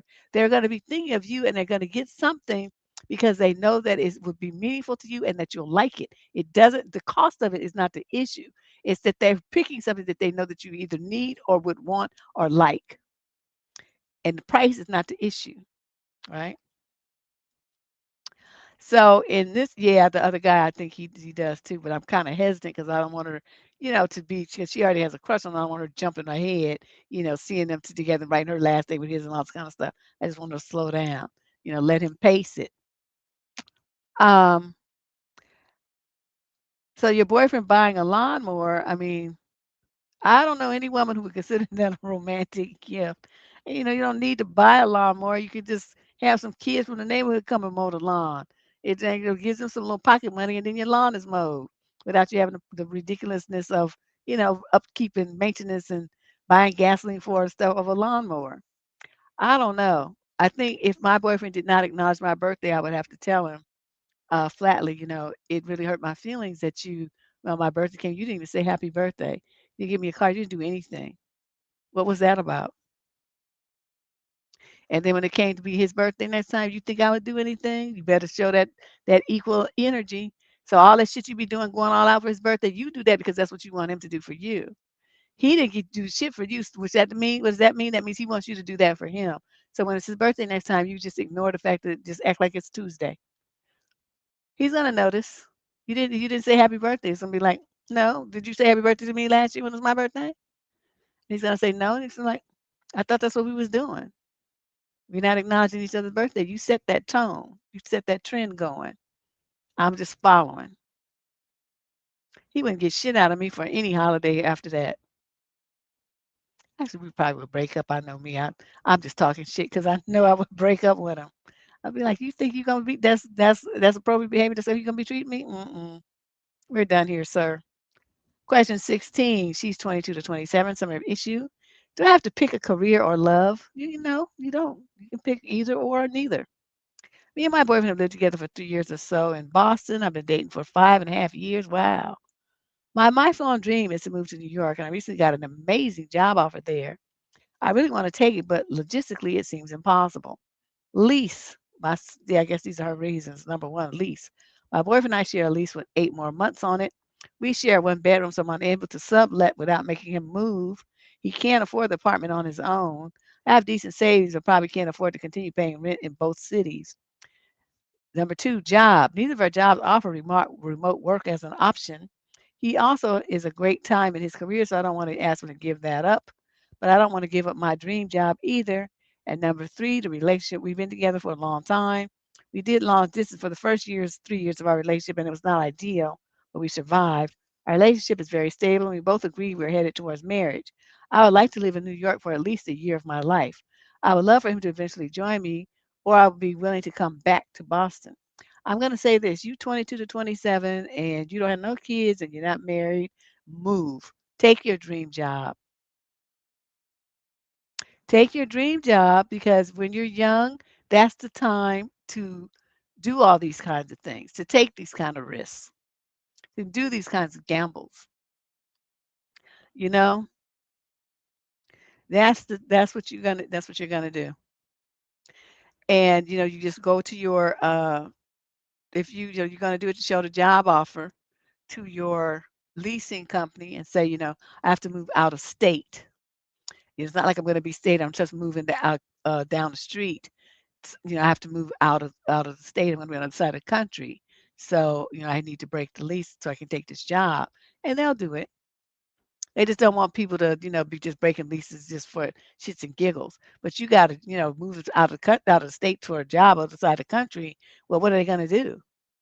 And even if they tried to take you to court, you would still win. So there would be no point in that.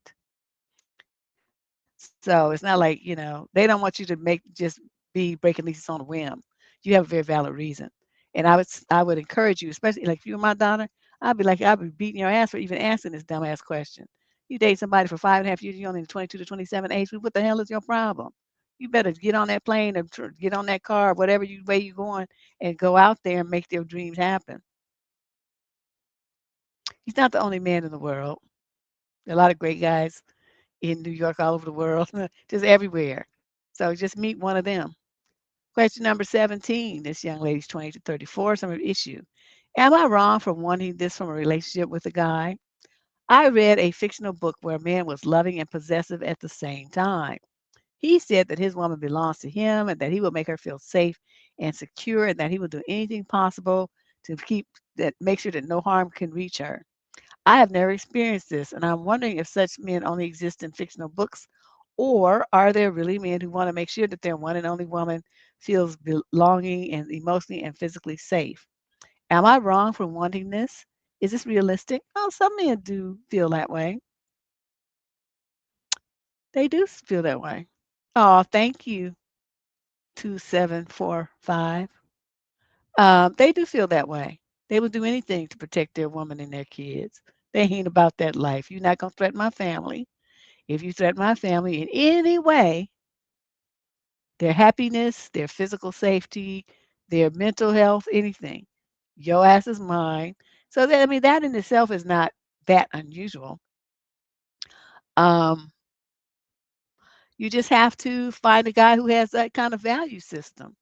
As you can tell by most of the relationship questions that come through this channel, unfortunately, these guys see relationships and women as a tool to use to satisfy themselves, their own needs, their own wants, their desires.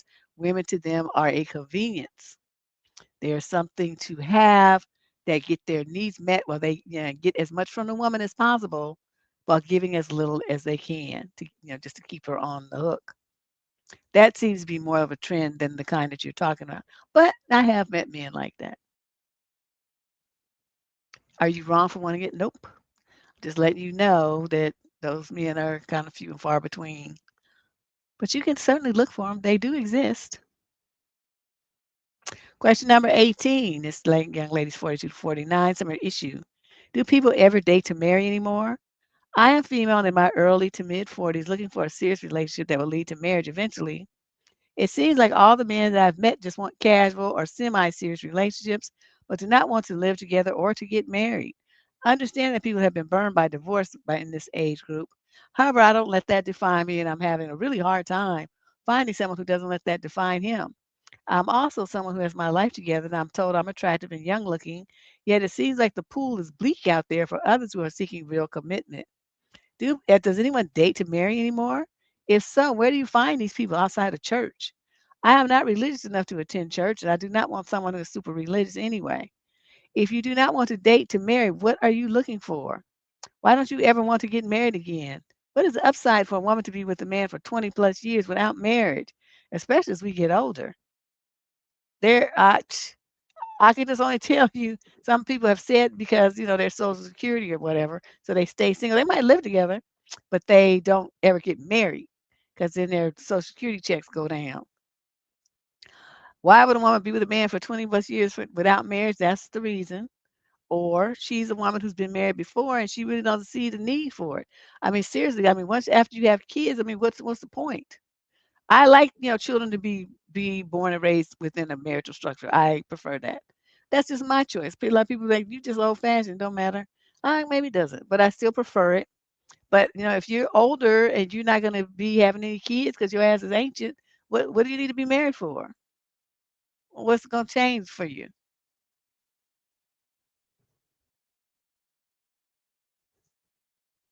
What what's the big deal? You already had that whole party thing and the cake and the white dress and the Mr. and Mrs. announcement at the reception. You already went through that. I mean, what was the big deal?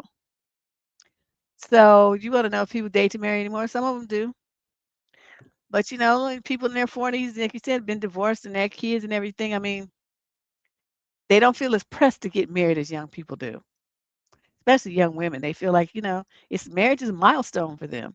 It's an accomplishment, and if they were raised in certain kinds of cultures, it's kind of almost mandatory. They don't. Their families and other society doesn't consider you to be like a real person until you've been married. The men get the pressure as well as the women do.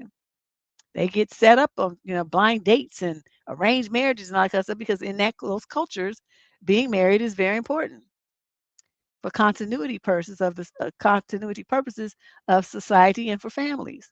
So a lot of this, I can't really give you any one answer to this because there's, people are with the internet. I mean, people from all over the world watch these kind of shows and participate on these platforms, and people have lots of different reasons why they do and do not want to get married. And so since I don't know what city you wrote from, because my lovely cousin didn't put any locations on the columns this time, she just wanted me to shoot in the dark, I guess. I don't even know what to tell you about that because I have no clue where the planet you're writing from. But those are my, those are my thoughts. Women used to have to get married to have anything and to even be recognized in society, or they get called names like old maid and stuff like that, spinster. But it isn't the case anymore. Women are accomplished and doing everything, owning property, traveling the world, doing everything they want to do without having to have a husband to do it. So husbands have become optional. You still want one, and that's fine. Nothing wrong with that. But there's many, many women who don't. So you just have to find a man who believes like you do. You'll be all right. Maybe go to one of them countries where everybody want to get married and find you somebody over there. Yep, that's right.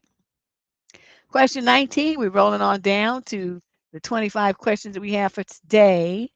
If you want to submit a question to the column, you can scan that QR code that's up there in the corner on the screen, and it'll take you right to the advice question submission form. You just fill it out and send in your question. Question 19, female 35 to 41, some of your issue. My boyfriend's insecurity is making me question our relationship's future. We're both in our mid 30s and have been together for nearly 6 years. The first 4 years were long distance. The last two plus we live an hour apart. Due to being from different cultures and religions, we haven't moved in together as we've had to take it slow for his family to adjust to our relationship. But it's something that we're hoping to do within the next year. At your age, you still worried about what your parents say? Wow. He's always had issues with insecurity, mainly around other men viewing or speaking to me. I have one male friend that I talk to fairly irregularly, and I work from home. So all my work related friendships are essentially with strangers online. He watches my Snap score, which I only use to send videos to him and my girlfriend that lives in another country, and asks who I'm snapping when my score goes up. It's always the same answer, my Dutch friend. He asks who is liking and commenting on my posts and generally dislikes me posting about myself online, even though my profile is private. The reason this has come to the surface is because I've been unwell for about 2 months with one illness after another. So I've been thinking about exercising more and just improving my health in general. I've never really liked going to the gym and prefer sports over workouts, mainly cycling and swimming. My boyfriend doesn't want me to join a cycling club because they're predominantly men. But there's a women's club 40-minute drive for me, but I don't really want to drive that far just to cycle with a group. I used to cycle on my own, but I haven't been on my bike for a few years, so I'd feel more confident riding in a group. But my boyfriend is acting like I'm making excuses to justify cycling with other men. He's framing it like I'm trying to be around other men when that's not my focus at all. Okay, he's gone paranoid about her going swimming, that she'll be in a swimming suit. Wow, I'm scanning this because she wrote a lot. Uh, she says, I would understand if I were always out socializing with men or environments like a club or bar, but I'm a very boring person. All I do is work, sleep, and walk my dog. Just want to have things that I do that I enjoy myself, and I hate it being framed as being desperate for male validation. But I just want to do something that happens to include other men. Also, when he gets annoyed, it could be one of the things I mentioned, or even something as simple as me wearing a low cut top.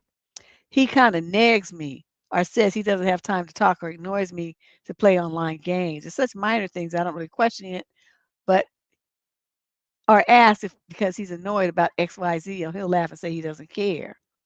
Huh. I'm not sure how to approach this. I need to set boundaries of what I could say to start to fix this. I'm even wondering if this is too controlling, even though he's not directly stating what I can and can't do. On the other hand, maybe this is just normal compromises that people make to sustain relationships. I'm unsure because I'm in the middle of it and would love your outside perspective. I would say if there's a biking cycling club close to you, that you should join it. If you want to go to the gym and go swimming and wear your swimsuit, then that's what you do.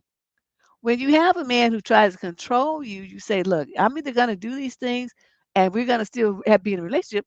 I'm going to do these things without you and be in a relationship. But either way, I'm going to do them. So you just going to have to live with it." And he's going to be upset and then he'll get over it. The reason why controlling men are controlling is because women allow them to be controlling. And they'll say, "Well, but he'll hurt me if I do." Then that's when you pop a cap in his ass. I mean, what do you want me to do? What do you want me to say? If you try to be violent with me, I'm gonna be violent back. And then we're gonna be like, World War II up in here. I mean, I don't know what to say. I mean, you have to take a stand for yourself at some point. You either let people control you with fear and intimidation or guilt or whatever they trying to use, or you deny any and all of those things. You do not let them have any kind of presence or any kind of control over you and what you decide to do for yourself in your life, where you're the only captain of that ship. That's you. You decide that. Either you allow these things, to be intimidated out of you allow the fear to take over, you allow the person to intimidate you, allow this kind of stuff, or you say hell no and you do something different. Now, are they going to like it? Probably not. Can you live without this relationship?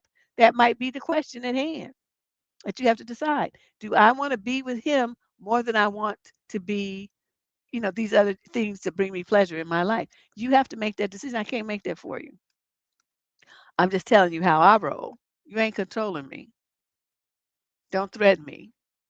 Don't tell me or else this. I just don't care. And that's a will like even if I did have feelings for you, by the time a dude tried to threaten me like that, any feelings I have him would dry up and just blow away like I can't even tell you like a little puff of smoke. It would be gone. I just don't like love can't live where there's controlling interest like that. You're in a situation because of fear. You're not that's not love.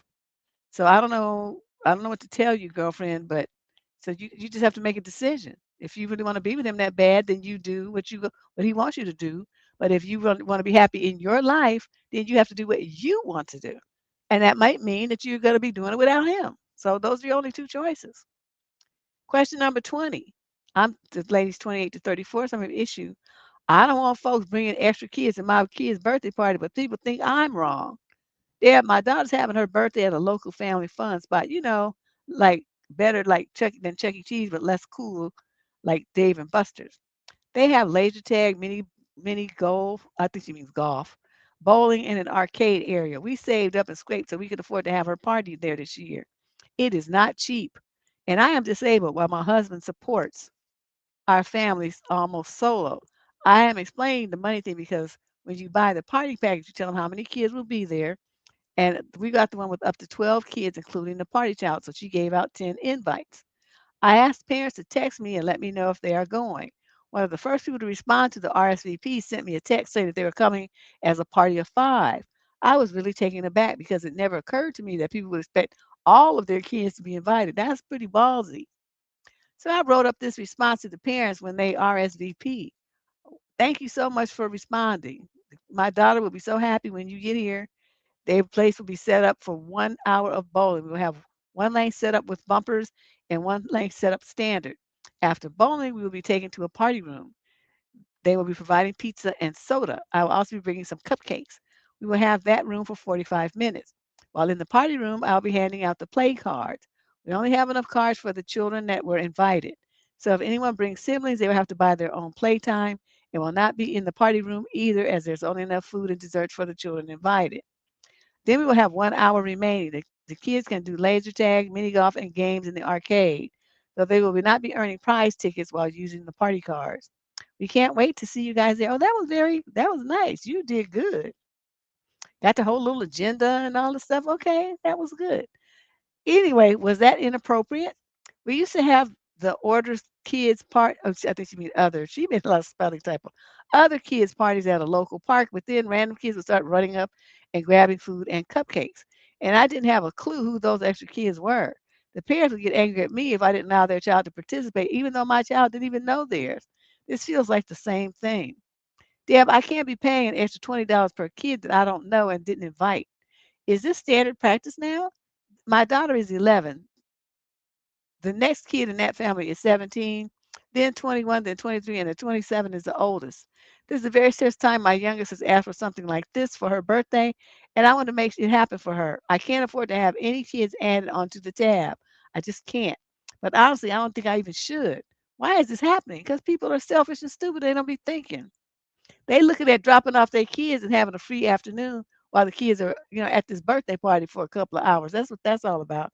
And I think you did really well. I mean, I love your response to tell you the truth. It's kind of those things. Oh, I wish I could be like that when I grow up because what I would have done was just text that bitch back and said, only one child was invited and only we expect to see only one child. If you can't make it with one child, then we'll just consider that she's not coming. That's what she would have got from me. Because I don't, this nice stuff. I mean, it's great, and I always admire when people can do it, but that's just not in me. I'm just very direct and very dry, and I'm just gonna tell you about yourself. It's like we didn't invite 5 people, you got one invitation, and that's all that we're going to host. Something like that. So you decide if your daughter can or cannot come, just let me know. And that would have been the end of it. All this agenda and all, say, I wouldn't have done all that. But I do appreciate it. I think it's a good idea. I'm not saying it's bad how you did it, but it's not anything that they would have got from me. They would have got we invited one kid and that's all that you gonna RSVP for. So is she coming or not? Like that. That would have been my text. And she would have been all affected and I wouldn't have gave a damn. It's like you keep it up, that bitch won't be invited either. Now, question number 21. This is a female 20 to 34, the male's 35 to 42. Sorry issue. My boyfriend is making me feel like I'm not a priority and pushing boundaries. I'm currently visiting my boyfriend who is a few states away. Something that's been bothering me is how time is handled when we visit each other. Because we don't see each other often, that time feels really important to me. Recently, he was making plans with his friends on the day I arrived and basically wanted me to figure out what to do. When I said something, then he canceled friends and spent the time with me. However, he was very torn on doing so. To add to my understanding, these aren't super close friends, just people he knows through work. What's making this even harder is that when he comes to visit me next time, he's planning to spend Tuesday through Thursday nights with other people and only see me starting on Friday, even though we had already agreed upon Thursday and Friday. Since our time together is already limited, this feels hurtful and confusing to me. Another layer is social media. Earlier in our relationship, I told him it bothered me that he liked provocative photos of other women. He said it didn't mean anything, and in reality, I can't control what he fantasizes about. That response made me feel dismissed. Honestly, it didn't even matter our conversation because he just did what he wanted to do anyway and is still liking content that is questionable. He often says he wants to prioritize me and take care of me, which makes these situations feel inconsistent with his words. I don't expect him to give up his social life, but I do expect to feel prioritized and respected during visits. What are next reasonable steps here? I haven't had many healthy relationships in my life, and this was the first one until these issues popped up, which is reminding my brain of what I used to have to fight constantly to be a priority. Okay, well, you can see that you're not a priority. If you want a relationship where you are a priority, then this is not the relationship for you. What do you want from me? What do you want me to say? You coming out to see him with this long distance and stuff, and he's gonna be spending all the time with other people. Then why do I need to be here?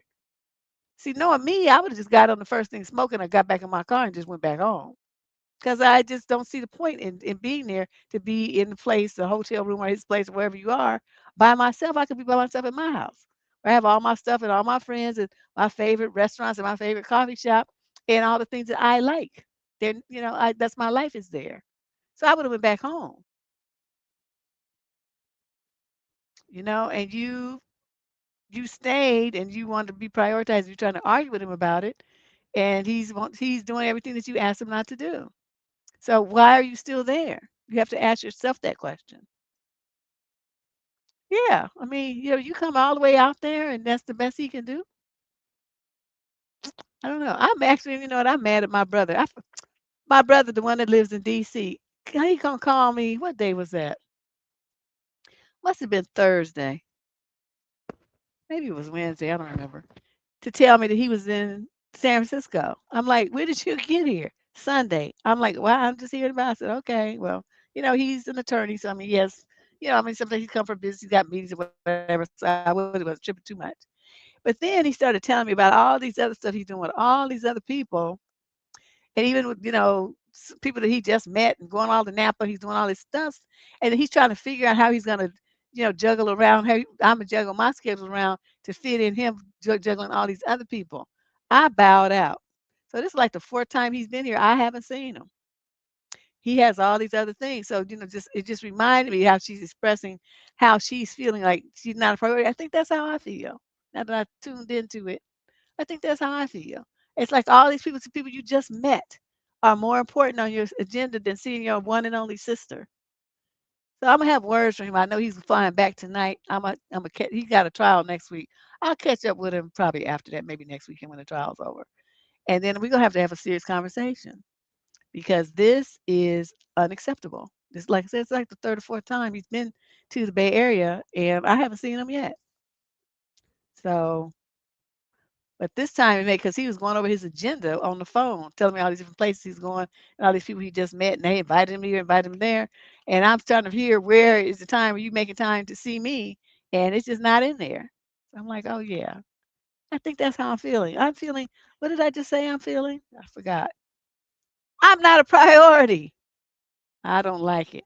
I'm gonna talk shit to him when I talk to him. Question number 22. This is a female 22 to 27. The male's 20 to 34. Third issue. How do I go about talking to my boyfriend? For context, we've been together for 5 years. We lived together for a little under 6 months. I don't know what to do. I'm not entirely happy with my boyfriend. He is an amazing person and has fantastic qualities, but I'm not sure he's meant to be a boyfriend or a husband. Yeah, he's going to be. I mean, I'm glad I read that letter because, it enabled me to say, hey, I'm kind of feeling like that too. I don't think I really would have thought about it. Maybe I would have, I don't know, but I'm kind of slow on stuff like that. I might not have thought about it for a month, but just reading the letter, I'm like, hey, wait a minute. That's how I'm getting treated too. I don't like this shit. So anyway, so she says she's not happy with him. He's an amazing person, has fantastic qualities, but I'm not sure he's meant to be a boyfriend or a husband, at least not to me. He and I have lived together since November of 2025. The main issues are rooted in romance. I have asked, begged, and pleaded for him to be romantic with me, but that comes very unnaturally to him. I think he has tried at times, but it comes across as awkward and insincere. We get along well. We have great nook, although not nearly as much as I'd like. But when we do, it feels like there is not enough preambles. For context, I've talked to him about this. My belief is that it should be from the moment you wake up and the moment you go to bed, if it's appropriate, of course. But he doesn't flirt, compliment, or touch me unless I initiate. Even then, when I initiate, it doesn't feel genuine. For example, me, hey babe, how do I look? Boyfriend, nice, very nice. I went through a phase where I came to the conclusion that I was expecting too much, that I should back off and not be so hard on him. The problem is I see my parents' relationship and how my dad treats my mom, and I view it as an example. He does everything for her. They're constantly flirting, fighting to do the dishes after she cooks. He wastes no time to do her a favor when she asks. She is his whole world, and you wouldn't doubt it for a second after seeing them interact. I also want to be adored by my partner. And 5 years in, we've thought about marriage, which has always been a sore topic for him. I'm not sure I want to marry someone whose world doesn't revolve around me and vice versa. The first 3 years of our relationship, I was head over heels. We did everything together, and he was touchy and sweet. I would tell him I had butterflies. He would tell me that he didn't, but have them like I did. I assumed it was just the way he was. To be honest, it took him 8 months to tell me that he loved me. He only did it because I broke down crying, asking why he hadn't said it yet. 2 years later, he admitted he felt pressure to tell me he didn't actually feel that way. I don't think he had forgiven that as much as he's apologized. My theory is that he doesn't love me. He loves the idea of having a girlfriend. That's why he never proposed, why he doesn't compliment me or flirt. Okay, so then she goes on and on about that. I'm heartbroken. I'm going through this. It's like I'm losing a part of myself. Do you have any advice that isn't it'll get better or time heals? I don't know how to do this. Oh, I never say that it'll get better or time heals because I'm seeing that he's showing you who he is. You already knew this for years. Why do you keep wasting time with this man? You want a relationship where you're adored and considered, and like a priority in your man's life, where he goes out of his way to show and tell you how he feels about you. You don't have that. So what are you wasting your time with him for? You keep trying to beg and whine and plead and manipulate him into being that way. It's not going to happen. He's not that dude. Okay. So at some point, you have to wake up and just accept reality. You living in a fantasy world. And most of these men don't really love the woman, as I keep saying. They don't. They don't. They love the convenience. They love the services. They love what you do for them. They love the convenience of you being there, cooking, cleaning, sexing, helping them pay half the bills, all that kind of stuff. He don't even have to go out and date nobody. He just roll over and the booty's right there. And paying half the bills to be have the privilege to give him free coochie. That's what you guys have. And you putting all this importance on living with these dudes, these clowns that don't even meet your emotional needs. And then you stay there and stay and stay and write to me complaining about it instead of packing your shit and getting the fuck on. This boy don't love you. He told you he don't love you. He felt pressure to say it. He straight told you to your face. And yet you sit there and you act like you don't understand what's going on. See, this is when you just want to choke people. I don't even know why you wasted time writing this. This should have been time you should have been spending packing. Question 23. This is a female 18 to 21. Summary of issue. Coworker asked me out on the first day of a new job and it made me uncomfortable. What should I do? To be clear, it's a volunteer job, but it's still my first day. I just wanted to volunteer so I could give back to my community, build my resume, and maybe make a few friends. Last Friday was my first shift. I immediately enjoyed the work and the environment. Everyone seemed nice. 80% of the other people there were women, and a few of them were people I already knew. It put me in a good mood, and I felt very chatty. Near the end of my shift, this older guy, I'm thinking he's maybe late 30s. She's in the 18 to 21 age group now. I only met that day, suggested I go to this class. It's related to the volunteer work with him. I said no, but I didn't figure he was asking for a date. Then when I clocked out, he asked if we could get dinner afterwards. I said no. Had other plans, dinner with my family. Then he asked for my phone number. I said no and gave him my Instagram name instead. How many times do I have to say no? It was really pushy and it freaked me out. I have to work with this guy, so it's not like I can just tell him to fuck off. He isn't creepy or weird otherwise, but now it's going to be awkward to be around him. The environment was so comfortable at first, but now it won't be. I'm sure he didn't mean any harm, but he put a damper on a cool thing for me. It would have been nice to go to a few shifts without having to deal with this. How do I navigate this situation without walking away from this new volunteer job that I like? Do you have any thoughts on this for me? Yes, I want you to, these women that you say that you already know, I want you to go and talk to them and say, this is what happened. I'm feeling really uncomfortable. What did you suggest that I do? Since they've already been there, they'll know. They can guide you through. They might even run interference for you. Okay? Let people around you know what's going on. What you don't want to do is have to get yourself in a situation where you're in a room or something in some back hallway or some spot with this good dude by yourself and nobody knows that he's harassing you. And some people say he's not really harassing her. He just asked her to go to class. He asked her to go to dinner. And then he asked her for her phone number. That's harassment. If she said she don't want to go to the class and she said she don't want to go to dinner, then motherfucker stop asking her. That's two. Now he done got three strikes. You should have gave him your Instagram either. You should have just told him I said no. I don't want anything to do with anybody here. Okay, no social media contact, no phone number, and I'm not going anywhere with you either. I'm here to do my volunteer work, and that's all. That's all you had to tell him. But you're young, you're gonna figure it out though, because you're in the 18 to 21 group, and this is the age you start to get in the workforce. These old fuckers are gonna start being trying to hit on you. That's what they do. So you young girls, you gotta find your voice. You gotta find your voice. And when these dudes, you can be like these little hood rat girls. Say, motherfucker, I told you no. How many times do I need you to tell you no? I don't want to talk to you. Leave me the fuck alone. That kind of stuff. They say stuff like that and get people told real quick, real clear. I'm not interested in you, old man, old fucking geezer. He's in his mid 30s and you in the 18 to 21 age group. How much older are you? I mean, is he than you? You could be my damn daddy, which essentially he could. He's somebody having a kid at 15, 16. Speak up. But I would suggest that you don't really know how to do this. It's your first job and all that. This is new to you.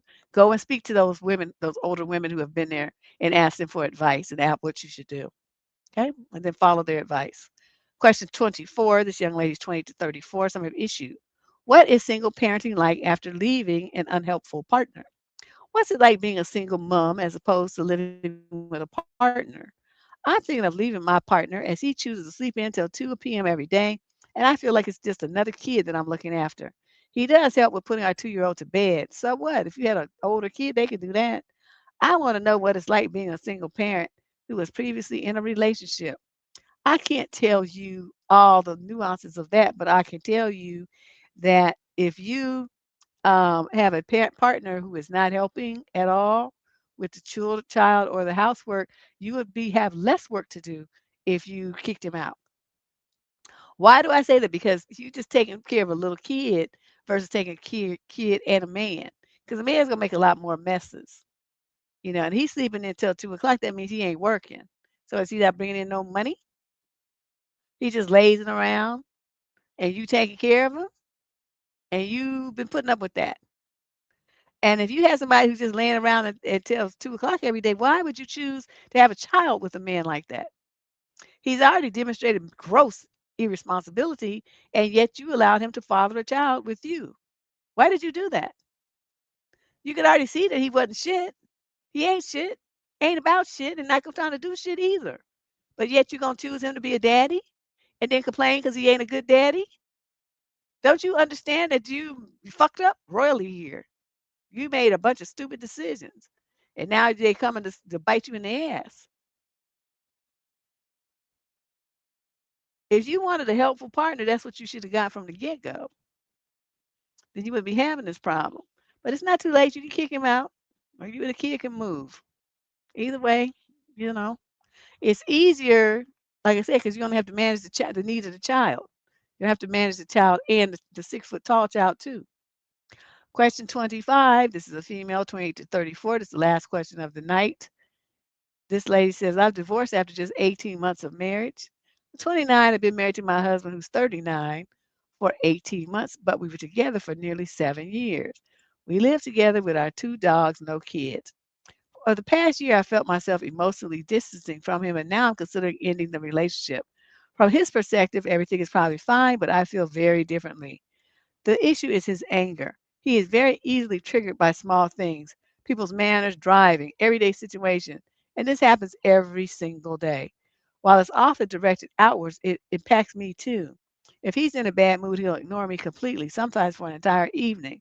If dinner isn't started or he's had a bad day, I'll get the silent treatment or a cold reaction. Even on holiday, there are daily periods where he wouldn't speak to me due to being in a bad mood. Often something minor like being hungry, which would then escalate into tension between us. Living like this has made me feel like I'm constantly walking on eggshells. I dread coming home, even after long work days, because I never know what version of him I'll get. Over time, this really affected me emotionally. Because of this, I've created distance, focusing on work, keeping to myself, and spending less time with him. I've realized I actually feel happier this way, which has made me question the relationship even more. Damn. To complicate things, I met someone at the gym who I have a strong connection with, similar mindset, lifestyle, and mutual attraction. It's highlighted how different my husband and I are. We don't really feel physically attracted to each other anymore as we are both attracted to a different body type. So she talked about how she got herself into prime fitness, and I don't have no desire for him. It feels weird pretending like we do. That said, my husband is a good man in many ways. He's hardworking, generous, and thoughtful, which makes this decision harder. I feel torn. Part of me thinks I should try therapy, but another part feels that it's only after 18 months of marriage. Maybe this is a sign that we're just not right for each other. We shouldn't be trying to force it this early on, especially since both of us will want children soon. I don't know if I'm overthinking or avoiding the obvious. I'd really appreciate your advice, especially on how to approach a conversation about separation when he likely has no idea I feel this way. Well, men are always like that. But you say, he's not looking to get no nookie and stuff either. Um, you only do it every 6 to 8 weeks. I mean, single people get more than that. So I'm going to say this: you can sit down with Hubbo and say, I just blurt it out. It's great. I don't think our relationship is working anymore. And he's going to say, what? And you're going to say, it was great for certain years, and then we got married, but I don't know if I changed or you changed, but something is different. It's just not working anymore. We just don't. We just look at our nook life. It's like gone to hell, and neither one of us seem to really mind. That's not normal for a couple who just got married. And he drinks every night. To ask him why is he drinking so much. Then you notice that he rolls his eyes at your fitness goals, which is not showing proper respect for the things that you like. And so you just rattle off all the things that make you guys incompatible and that turn you off, and say, so I think it's good. We should consider, or I'm considering. I think it's best. I'm going to look into whatever way you want to phrase it, into us getting a divorce because it's just not working for me. I don't want. I can't see living my life like this for the next 10 years. I just can't see that. And if I'm not happy, that means you're not happy either. Because both people in the relationship have to be happy for it to really work. And this is just not working. You don't need to try therapy. It doesn't waste the money. All that's going to happen, therapy is good if you're on the fence, because what it does, then it enables people to talk about the issues and get comfortable with the fact that they do need to leave and that the relationship is over. So, I mean, if you need some reassurance, you need some validation that this is really raggedy and that you should move on, then you could do that. But in general, when people have been like, if they're dating, are they in a new marriage? There's no reason to get therapy. It's just shit just not working. You just didn't see it in time. Therapy, I think, is for couples that have been together for a long time and they hit a bump and they don't know what to do with it, but they're both vested in maintaining the relationship. You already talking about get deucing out. You don't want to be there. So there's no point in going to therapy. Your mind is set on exiting. His obviously is too, but he's just trying to drink to cope with it versus just, dealing with the emotions of loneliness and disturbance that is not really working out. He's trying to drink it away. But both of you are in pain, and both of you, it's not working for either one of you. So you just have to be the one to broach the subject and be honest with him. Put the cards on the table, and then you guys start figuring out, with how you're gonna dissolve your marriage. It doesn't have to be with animosity and anger and all of this kind of stuff. Don't bring up the fact that he's angry all the time. Don't even mention that. Just talk about yourself and what's not working for you. Avoid judging him. That's a quick way for things to deteriorate and for it to just get ugly and nasty. Talk about yourself. And then what I would suggest is that you already, before you even have the subject, have your money situation set up, have a separate bank account already set up, have your a place where you're gonna go already set up. Put all your ducks in a row so that when you leave, you don't have to come back to that house. Okay? That's how you want to do it. Everything that's important to you, like family pictures, graduation certificates, stuff like that. Remove those from the house before you had this conversation. And then you just, if you have one little bag of stuff there, to grab it and go. Say, we'll meet at the attorney's office, a court or whatever. And it's been great. You're a wonderful person, but we just can't be married. And then you just let it go. Not hard. Yeah, I'm not telling me either. You ain't talking to me. I starve, motherfucker. That's how I feel about that. So anyway, this has been interesting. It's a great Saturday evening fun time with you guys. I enjoyed it. And we won't be having the show tomorrow because I'm going to a barbecue. I'm gonna be out acting like I have some friends and stuff. And that's what I was trying to learn how to make the jollof for, so I can bring it to this party. So I'm about to get up and go in there and start that process now. At least make the stock tonight, and then I'll make the rice part in the morning, so it'll be fresh when I go to the party. All right. So y'all, I'll take a picture and I'll post it on the community wall so you can see my effort. All right. See you guys. Bye.